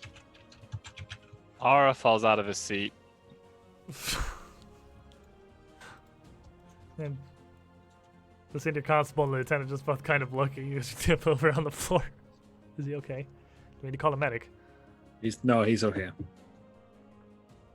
Well then, best of luck to you, and I eagerly await any news that you have. And so, successful. The group of you finally make your way out of Conclave Center with writs in full, one writ, in fact. She keeps a copy and gave you the other one that you can take all the way back. Are you going straight over to the Woodworkers District? I believe we would, yes. Right? We have no reason not to. Yeah. I have everything ready. So everyone heads over, and you approach as a different set of guards this time. It's a new shift, obviously, a new day, and fairly early in the afternoon. They stop you as they had before. This time a woman steps up. Sorry, area's off limits. Yeah, we got a permit this time. Permit. Let me take a look then. Hand it up to her, and she scrolls it out and looks. Just kind of shows it to the guard next to her. They just kind of nod. Well, as far as I can tell, looks like the lieutenant's writing. Fair enough then. And hands it back to you. I suppose we should let you know. It's definitely not abandoned. No, we don't expect it would be. We've If you heard hear some. any screaming, or anything, don't worry about it. Well, things are moving along. Well, I imagine it's hopefully just rats, at the worst, particularly large ones. But we've heard some scratching and clinking metal from echoing up the stairwell here, and I mean, hopefully it's nothing. But you have a lantern of some kind. It is fair dark down there. Frederick, if you might make an appearance. I summon Frederick. Have you summoned Frederick up? And they're like, oh, well, that'll certainly do. Well, the wizard will certainly fare a sight better than we would. And she just kind of steps aside and gestures to the hall. All right, well, On we go, I guess. walking in. Yep. Yeah, I guess I'll just walk right in. Not gonna wait to be invited. And the group of you descend to the top of this sinkhole that has collapsed away. Seems to near immediately give way to an ancient stone staircase, making its way down the curve, winding into the darkness beyond. And with that, I suppose we end our week's session. And next week, when we come back, we head into Moonstone Hall proper. Knowing that, well, there's probably Trog activity down here. What do they want? Don't know. What else might be down there? Don't know. The point is, we're going to go down. We're going to get to, theoretically, just murder the absolute hell out of some Trogs. And Zerg is going to get the great cathartic monkey pounding that he has been waiting for. If they are, hopefully, still here. Almost literally anything. It's Galarian, and it's a defunct, thousands of years old temple to Erodin in a fantasy tabletop game. Boy, you know some shenanigans await us next week. Chet, thank you all for being here. Thank you for hanging out. Hope you guys are enjoying the show. We will see you all next Monday, same time, same place, 4 p.m. Eastern, right here. For some stuff. And I'll be live tomorrow, 2 p.m. Eastern time, with not Pathfinder content, playing. I'm honestly not positive what. Oberdin. That sounds like a fun game. Oberdin is still on the list of things I should do. I really just want to see it. I should try it. I gotta look at it. Is it on the Steam Summer Sale? Let me see if it's on the Summer Sale. It should be. Regardless, It's pretty cheap, I think. everyone, we will see you later.